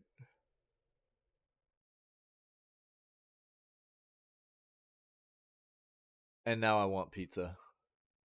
All right. Karate Kid. Never played that one. Never played Yo Noid either. Double Dragon 3, The Sacred Stones. Final Fantasy 1. Final Fantasy 1 was a dope game. Top Gun was gnarly too. Yeah, dude. Blaster Master. Never played that one. Contra. Contra was tough, but you had the Konami code. Konami code allowed you basically just infinite lives, so it was doable, And Zelda 2, The Adventures of Link. Nice. So they really should have started probably with this one at the top and worked your way down to number 1, but, this is 20. We started at number 1, actually. So they're saying the hardest game of all time was Teenage Mutant Ninja Turtles. That's what they're saying. Here's a look at 50-plus games coming to Xbox Game Pass this year. Let's get our music back popping. Let's get this. Let's go. There we go. It's just a video.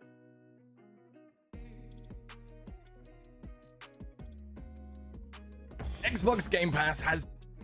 Yeah. Okay. That's like 14 minutes, dude. I'll link it to you. Take a look if you want to see everything coming to Game Pass this year. I don't think they'll know exactly everything, but it might be worth a look.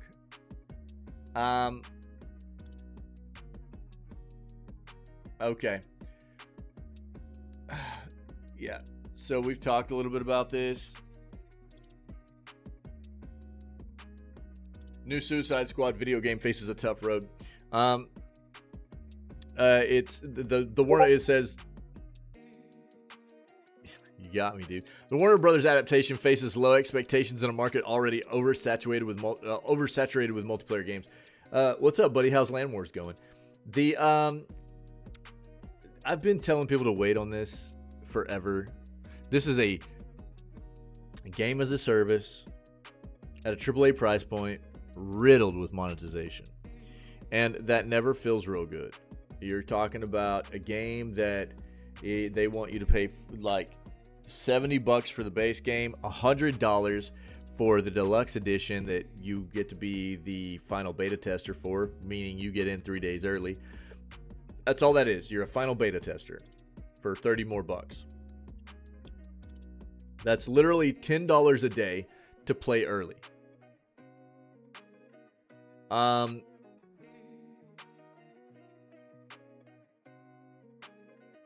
nice, Ferris. Sick, dude. What did they win, dude? Yo, nice. That's awesome, man. That's great, dude. They just win respect, or do they actually get something? So, you know, this is one of those situations where I don't think that they, you know, apparently the story in the game's decent. The cutscenes are pretty good, but it looks like the gameplay is going to be fairly repetitive.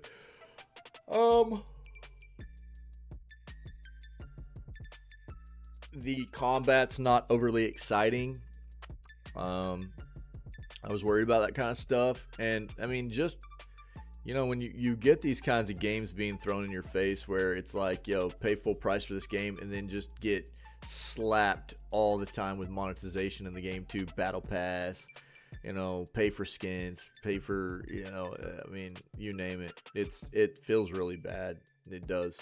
And, you know, that's what Rocksteady's doing with his game here. So I've been telling people to be very hesitant on this, be careful, wait until it releases, see what people are saying. And it doesn't even release until February, I don't think, beginning of February. And we're already seeing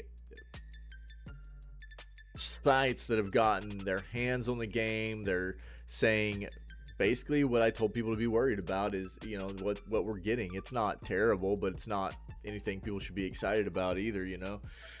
So some DDR5 RAM, 32 gigs. Let's go, dude. Nice. All right, dude. Feels good. Yeah, I won't be able to get rid of this, but we'll see if I can continue to read some of this, okay? If I pull that down a little bit, it'll be easier to read. There we go. We'll read it like this. Last month in Los Angeles, video game journalists got to play a few hours of the upcoming Suicide Squad game from Warner Brothers. This week they published previews and the results weren't pretty. I left the preview event less optimistic than when I came in, wrote IGN's Destin Legary. Eurogamer lamented that this might not be the superhero fantasy you're looking for. Negativity has long surrounded Suicide Squad Kill the Justice League, which comes out on February 2nd, in part because the franchise has underperformed, but mostly because the game is illustrative of the type of trend chasing that has led to a lot of heartbreak over the years. Rocksteady, the London-based developer behind the game, was once an industry darling thanks to the critically acclaimed Batman Arkham series, which revolutionized superhero games with innovative gameplay and original stories rather than the movie tie-ins. Then the company announced that it had pivoted from narrative single-player action games to a third-person multiplayer shooter, dismaying fans. Even if the game turns out to be better than early previews suggest, it won't be what many Arkham fans wanted from Rocksteady. Suicide Squad is an online live service game with cosmetic microtransactions and a stream of content that will continue after launch as Warner Bros. Attempts to chase the Grand Theft Auto 5 and Fortnite dragons. These games as a service, which are monetized long after released, are so appealing to executives that Warner Bros. Discovery Incorporated CEO David Zaslav recently said all of their big games would follow suit moving forward. That's disgusting to hear. But track record of companies that pivot to multiplayer is dismal. Recent live service flops like Anthem, Redfall, Marvel's Avengers all came from game studios that had previously been beloved for their single-player titles. Nobody wants Suicide Squad to suffer the same fate. No wonder this week, following the previews, fans continue to repeat a rumor that won't die, that the developers at Rocksteady had originally pitched a game about Superman, which was rejected by Warner, and the company was instead forced to make this one. In reality, Rocksteady never pitched or worked on a Superman game, according to people familiar with the company's strategy over the last decade. Following the release of Arkham Knight in 2015, the studio began working on a Batman VR game and then an unannounced multiplayer game set in an original franchise which has not been previously reported. At the end of 2016, a Suicide Squad game at Warner in Montreal was canceled, and the property was subsequently given to Rocksteady, which began working on the current iteration in 2017. The Superman rumor appears to have originated from a user on X, formerly Twitter, named James Sigfeld, who told me over direct messages that he had in fact been mistaken. I corrected it in a later tweet, but it never caught on, he said. The person that gave me the info got the studios mixed up. Why then has such a flimsy rumor been so prevalent that fans continue to bring it up on social media today? Likely because nobody wants to believe the reality that one of their favorite studios has been working on a multiplayer service game for more than half a decade. Yep. Suicide Squad Kill the Justice League had several false starts and was delayed multiple times as the company tried to transition to an unfamiliar genre. By the time it comes out, it will have been in development for nearly 7 years, about the same length of time that it took Rocksteady to release all 3 Arkham games. The really bad news for Rocksteady is that the market is dangerously oversaturated. Even if the new Suicide Squad game overcomes low expectations, turns out to be a fantastic product, it's hard to imagine a new multiplayer service game succeeding in an era when even stalwarts like Destiny can't seem to grow. This may not be a terrible outcome for fans who hope that no matter how Suicide Squad performs, Rocksteady is permitted to get back to the type of games that made it an elite developer in the first place. Yep. Like I said, I think this is one to be very, very careful of, man. I've said this through its development, through the delays, through everything we found out about how much it was going to cost and how much of a game as a service monetization scamaz it was appearing to be. It's not a good look, dude. Be careful. Oh, this is interesting. Blizzard is taking a sledgehammer to the way Overwatch 2 is played by letting everyone heal themselves. Who needs support when your health bar takes care of itself? Dude, look at this picture, bro. Oh, man. Blizzard is about to take a sledgehammer to the way Overwatch 2 is played. The change will take effect when Season 9 launches later this month. For the first time in the hero shooter's history, every tank and DPS hero will heal themselves, loosening their reliance on support in a match. Through a new passive ability, tanks and DPS will gradually regain their health outside of active combat.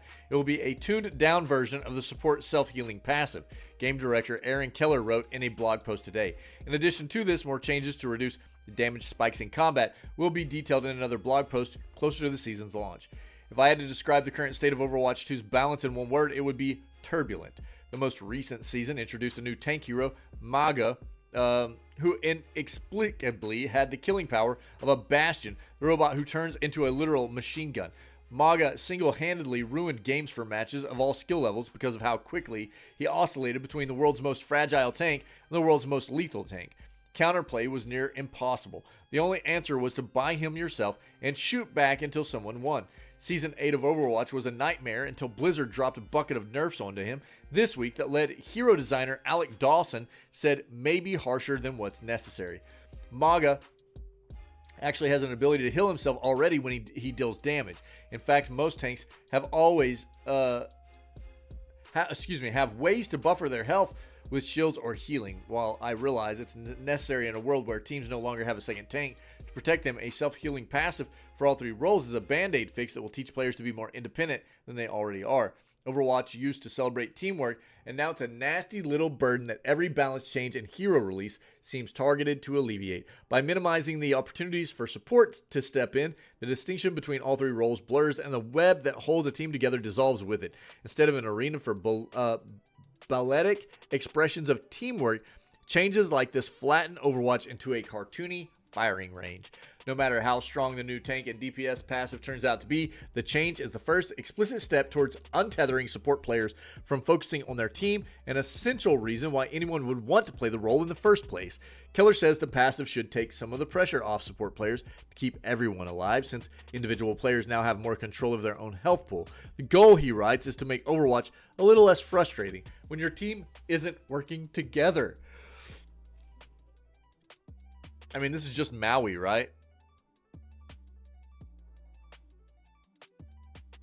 We saw this character when it first got released. This is just Maui, dude. He just needs a big hook. We still want Overwatch to be defined by team strategy and mechanics, but we feel this can be pulled back a bit now, and possibly more in the future, he wrote.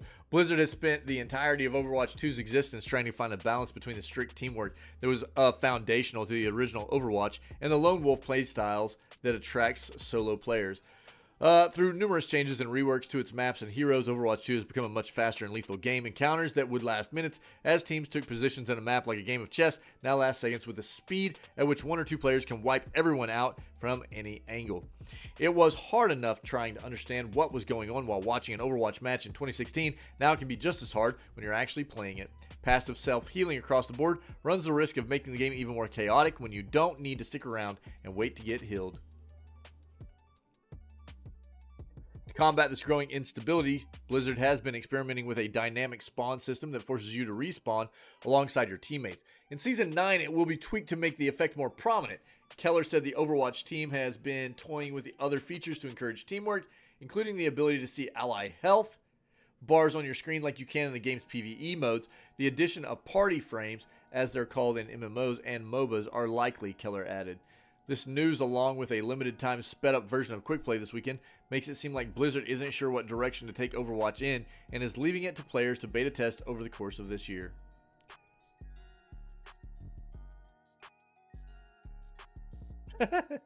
When I look at the future of Overwatch a year or two out, I don't see the exact same game that we're playing now, but with a few more heroes and maps added to it, Keller wrote. The game should always evolve with new systems and features that serve our players. It's a risky move for a game that already has a steep learning curve. Major seasonal rule changes make it harder to experience those euphoric moments where you successfully deploy all your accrued tactical knowledge to change the course of a match. Or worse, it diminishes the point of learning any of it in the first place, as we saw with or Maui, aka Maui. Yeah, ferret, yeah. Random doors? What? Yo, nice, dude, sick. Nice, dude. GG's. Upsetting the balance can make the game worse for everyone. If Blizzard overcorrects too many times, players might start to lose their patience as they scramble to keep up with a game that can't seem to figure itself out. Seems like Blizzard's had a hard time figuring out what to do with Overwatch for quite some time now, to be honest. This is just their next iteration of that issue, I guess. This is the last article I have, guys. And then we're going to go play some games. I might just do BattleBit for the day. I don't know. I don't know if I feel like doing Fallout New Vegas. It's going to be a bit of a shorter day today anyways. We got some stuff going on this afternoon. I'll probably go until around lunchtime or something. So I might just BattleBit it out today, you know. So if anybody's wanting to play some BattleBit, you know, boot it up. We might just do BattleBit today. Hang out, have some fun. Instead of doing some Fallout New Vegas. Capcom is going so overboard on its bizarre anti-modding crusade. This is maybe just a recap of what we already knew. Capcom's crusade against modders seems to be doing more harm than good for its reputation. Yeah. Sometimes in the world of video game news, you read a story that's so nonsensical, you assume that there must be some crucial context missing. The current situation with Capcom and the Enigma Protector is one of those stories, but the more I dig into it, the more I realize it is every bit as bizarre as it sounds. For reasons beyond all reason, Capcom is on a crusade to excise mods from its games, and the collateral damage of that pointless war is starting to have some strange effects. Here are the facts as I understand them. Last October, Capcom published a YouTube video called RE 2023 Anti-Cheat and Anti-Piracy Measure in PC Games Recommendations for In-House Productions. The video, which was produced as part of the company's open conference for game industry professionals, is a 50-minute presentation that covers the current state of cheating and piracy in PC gaming, Capcom's approach to anti-cheat and piracy measures, and its philosophy about tamper resistance, i.e. controlling mods. Part of the presentation that pertains to mods, starting at 1353, claims that they are no different than cheats in terms of how they affect a game, and that for the purpose of anti-cheat and anti-piracy, all mods are defined as cheats. I remember us covering this whenever this came out. The presenter explains that while the majority of mods positively impact games, malicious mods can be detrimental to the reputation of the company. A lot of this came about because of the nude Chun-Li issue. If you don't remember, there was a competitive Street Fighter tournament happening, and one of the presenters or announcers was also playing in the match or something like that. They forgot they had a mod running on their system. It was a nude Chun-Li mod, and for a moment whenever they started playing, Chun-Li appeared on the screen fully nude, which threw Capcom into this huge debacle of having to address the situation, and it does feel like they went way overboard with it. So malicious mods can be detrimental to the reputation of the company, either because they can be mistaken for legitimate implementations in the game, or because the content of the mod itself hurts the brand. Unacceptable! What's up, Reagan? I can understand this, right? I mean, from a business perspective, you have to respect what this is and what this means to a company, right? There are a number of mods that are offensive to public order and morals. The presenter explains, when these are disseminated, the image of the product is tarnished and branding is affected. Most of us are going to understand that if you're watching a Street Fighter game and a character ends up, you know, looking, for instance, in the nude, you know that that's not something Capcom did. But there's always the potential that somebody is not going to be familiar with the game.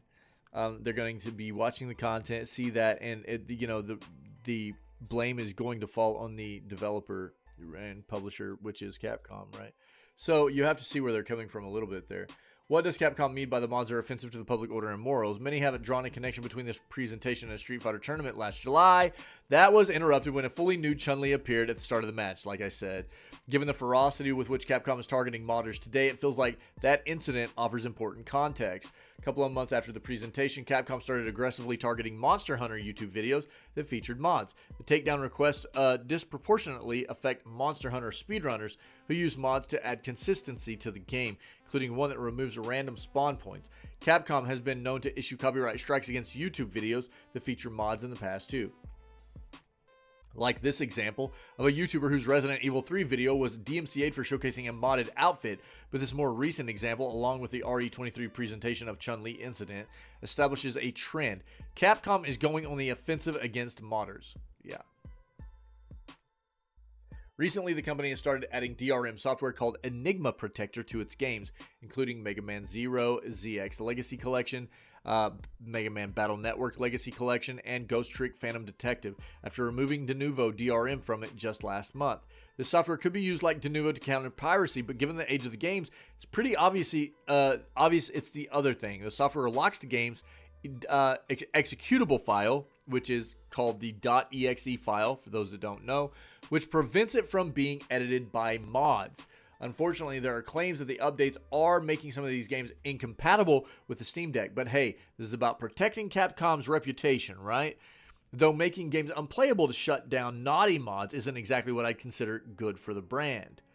Games Radar found a thread on Enigma's support forums where angry players were expressing their dissatisfaction with the new software implementation, to which a site admin responded, "Yeah, we read this.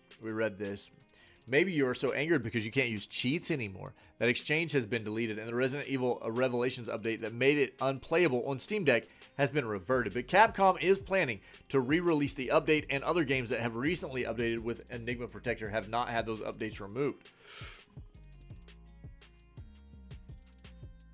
I don't think Capcom cares about people using mods to cheat in Resident Evil Revelation. That's just my intuition. Going after YouTubers for using innocuous mods that make speedrunning Monster Hunter viable does not seem a lucrative use of Capcom's resources either. Nor do I think cheating in a single-player game is a big issue that Capcom believes it needs to clamp down on. Yeah, who cares if anybody's cheating in a single-player game? The multiplayer, competitive, live service types of games, that's where the cheating is unacceptable, right? If people were cheating in Street Fighter tournaments, that would be a different story. Exactly. But there's been no reports of mods being used for that. Just the nude Chun-Li thing. What gets me about the whole offensive to public order and morals thing, which is what I believe this entire crusade against mods boils down to, is that Capcom is acting like it hasn't been selling sex for years. Right, that's true. How can a nude Chun-Li be the end of the world and do irrevocable damage to Capcom's reputation when the Street Fighter swimsuit special exists? Yeah, half of Capcom's franchise are built on the exploitation of women's bodies. Capcom is corrupting its own games with shoddy DRM software to fight indecency, while simultaneously tweeting thirst traps of Dragon's Dogma 2 monsters with sexually suggestive captions. True. Cares so much about eliminating content that offensive to public order and morals, but if I showed a picture of Morrigan to your conservative grandmother, her head would explode. Does Capcom care about obscene depictions of its characters, or does it just care about having a monopoly on creating obscene images of its characters? Yeah. Between hurting the speedrunning community and making games unplayable on Steam Deck, there's already been enough collateral damage from this foolish war on mods to prove Capcom needs to back down. Even in its presentation, it acknowledged that the majority of mods impact games positively, so why make this such a big deal? Surely the backlash to the DMCA strikes and Enigma software do more damage to the brand than a random nude Chun-Li everyone knew was a mod. It's the responsibility of the platforms that host the mods to moderate them and ensure harmful and hateful content isn't being disseminated. And Capcom needs to back off and trust that process, or only get involved when there's a mod that crosses the line. This scorched earth approach to mods is only going to hurt its customers in the long run. It's a slippery slope, it really is.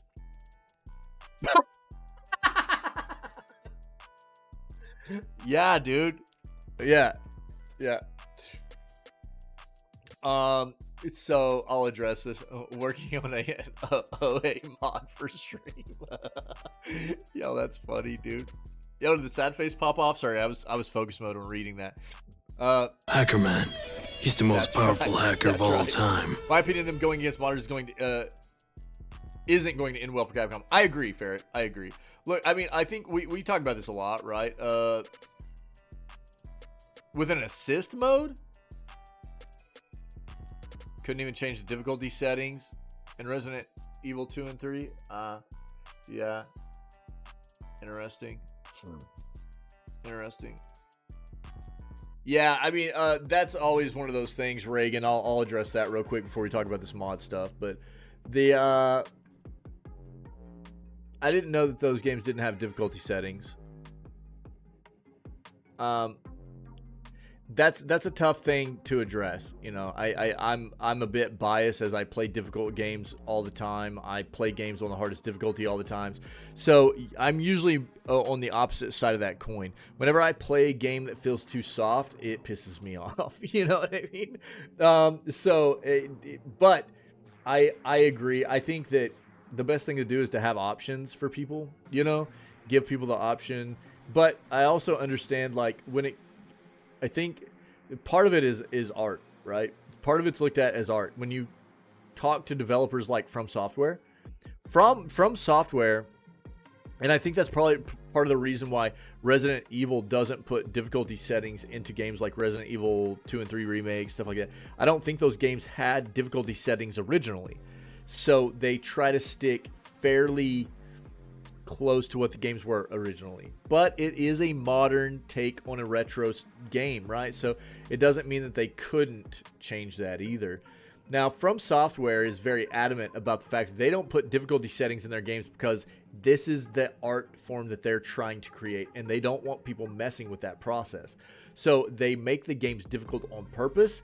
They understand that not everybody is going to enjoy that experience because the games are very difficult, but that's the way that they want the game to be experienced, and they don't want it altered, right? So to an extent, I understand that, you know, and it's been an area of contention and debate for a long time for us now in the video gaming industry, as far as consumers and players, enthusiasts, as to whether should every game have, you know, difficulty settings for accessibility. Some people just like to enjoy a game for what it is and the experience and the immersion, not the difficulty. Some people, more like me, really enjoy a tough difficulty. You know, it's a hard thing to really address all the way around, you know. So it's tough. It really is. It's a hard thing to address. Now, on the front of the mod stuff, dude, I think that, you know, and I was just talking about this the other day, actually. Mods as a whole, the modding community, they do work, dude. Modding community is doing amazing stuff all the time. Are they always doing some wild stuff too, like making characters nude, you know? yeah there's always the potential for some really wild stuff, or to, you know, take a game like, you know, maybe Choo Choo Charles and turn the train into something that looks adorable and cute that's chasing you down. You know what I mean? There's wild mod stuff like that all the time. But there's also a lot of fantastic stuff that the modding community is doing all the time for video games, for quality of life, performance improvements, taking up the ball where a lot of developers drop that ball, you know, and fixing games so that they're actually playable, because the devs suck and they don't want to continue to work on a game that needs to be fixed or finished. You know, the modding community does great things all the time, and I think that, you know, when you go back and look at this last article or this last paragraph, you're talking about, you know, where was this at? A random nude Chun-Li everyone knew was a mod. Like I said previously, I kind of addressed this when we were at the beginning of this article. Most people are going to understand that if you saw Chun-Li in a Street Fighter game nude, you know that's not Capcom that did that, you know? But there's always the chance, right? There's always the chance that there's going to be somebody not familiar with the game, and they're going to be like, oh, wow, that's pretty lewd, you know what I mean, for a developer to be doing in their game and just pushing out there or whatever. And I think another part of it is probably, you know, there's always that, you know, like they touched on here as well. Dude, Street Fighter has I mean, made through each next iteration of their game, you know, characters have gotten more and more skimpy. You know what I mean? Like the females in the game wear more and more skimpy clothing. They're more, you know, just anime, if you will. You know what I mean? Basically like a negative waist size with huge busts and, you know, giant asses and stuff. You know, I mean, it's not like they don't do this themselves also. I mean, it's a very good point. I think that the difference there is a line between, you know, a fully nude character and one that's scantily clothed, you know, clothed though as well. There's going to be the I think from a business perspective, you have to understand that. Yeah, most of us are going to get the fact that, you know, there's not much difference there, right? But from a business perspective, it's kind of saving face a little bit. We've talked about this to an extent, you know. Street Fighter is, you know, there's always the potential for a younger audience to maybe be watching and stuff like that. And while, you know, it should be rated appropriately too, it's a violent game. It's all about fighting and stuff like that. It does show a lot of body quite often.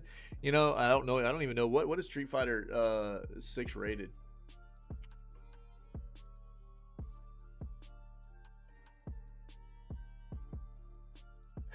Yeah, so it's T for teen, dude.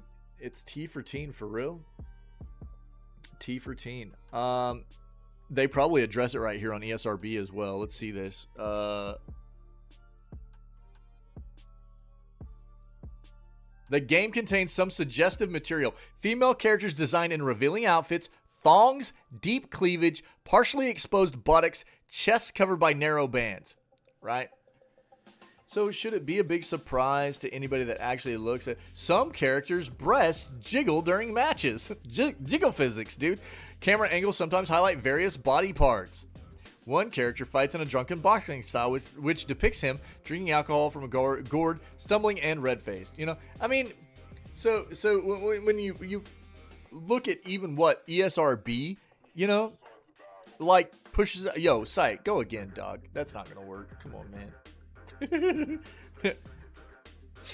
Yo, you guys can win on either the patch face or Pico mouse, dude. Nice, dude. It's the baguette revolution, dude. Nice. What were you saying up there, dude? What did you say?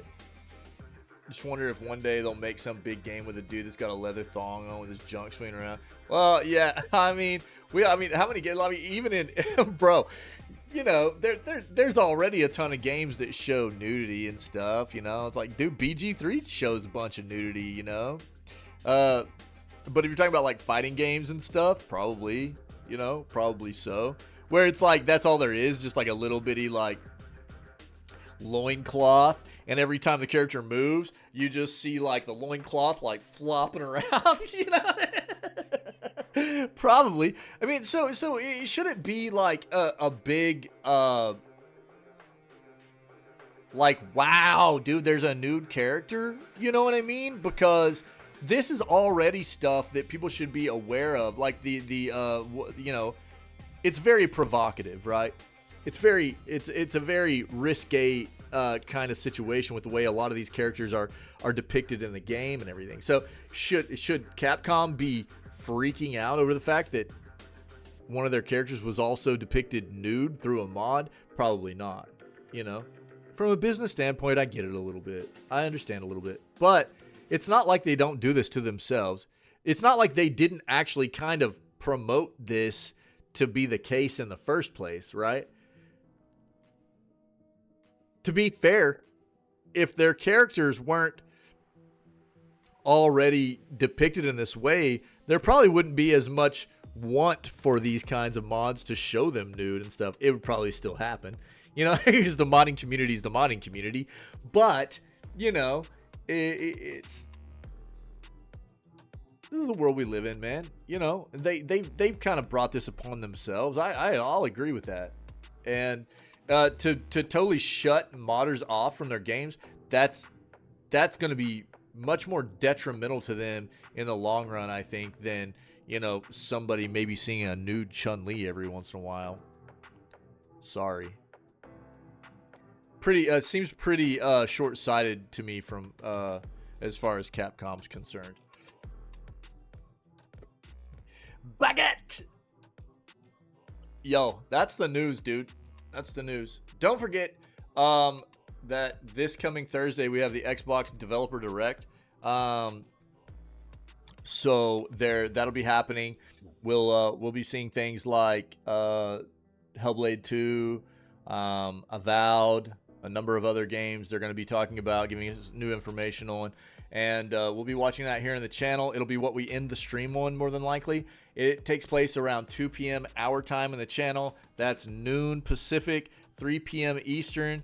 If you're in Europe, then that's going to be more like 9 o'clock p.m. or 2100 hours, whatever you want to go by, something like that. I think close to that time frame. So just convert, you know what I mean, to your region, and we'll be watching that this coming Thursday, so get ready for that. Also, don't forget to grab your new Epic game that's free, which is Cellforth. Cellforth is free now through January 18th on Epic, so go get your free games too. Don't forget about that, all right? So, I don't know, man. You guys are amazing. Thanks for being you. Thanks for being here and being a part of the news this morning. And we will get ready to go play some games. I might just do some BattleBit today. I don't know. I'll decide during our break in between ending the news segment here and starting to play games and stuff. But it'll either be Fallout New Vegas or some BattleBit stuff. We might just do some chill BattleBit stuff for the day. So I don't know. You guys rock. You mean so much to me, man. For what you've made this community, what you've turned this community into, and what you continue to make it, and just for helping to create such an amazing space for all of us to be a part of on the constant, dude. It's incredible, and I appreciate it very much. It's a blast to be here every single day, to be able to hang out with such amazing people, and to just enjoy the world of video games is incredible together, man. So thank you guys very much. We're going to move on and play games for the rest of the day. It'll be a bit of a shorter day. I've got some stuff going on this afternoon. That happens on the weekends sometimes. So, but we'll get a good chunk of gaming in here, dude, a few hours or so. So, if anybody's been able to hang out this morning, you're not familiar with what we do, this is how we start off all of our streams 6 days a week, every day but Wednesday. We begin with video gaming news, trying to stay current on what's going on in the world of video games as a whole.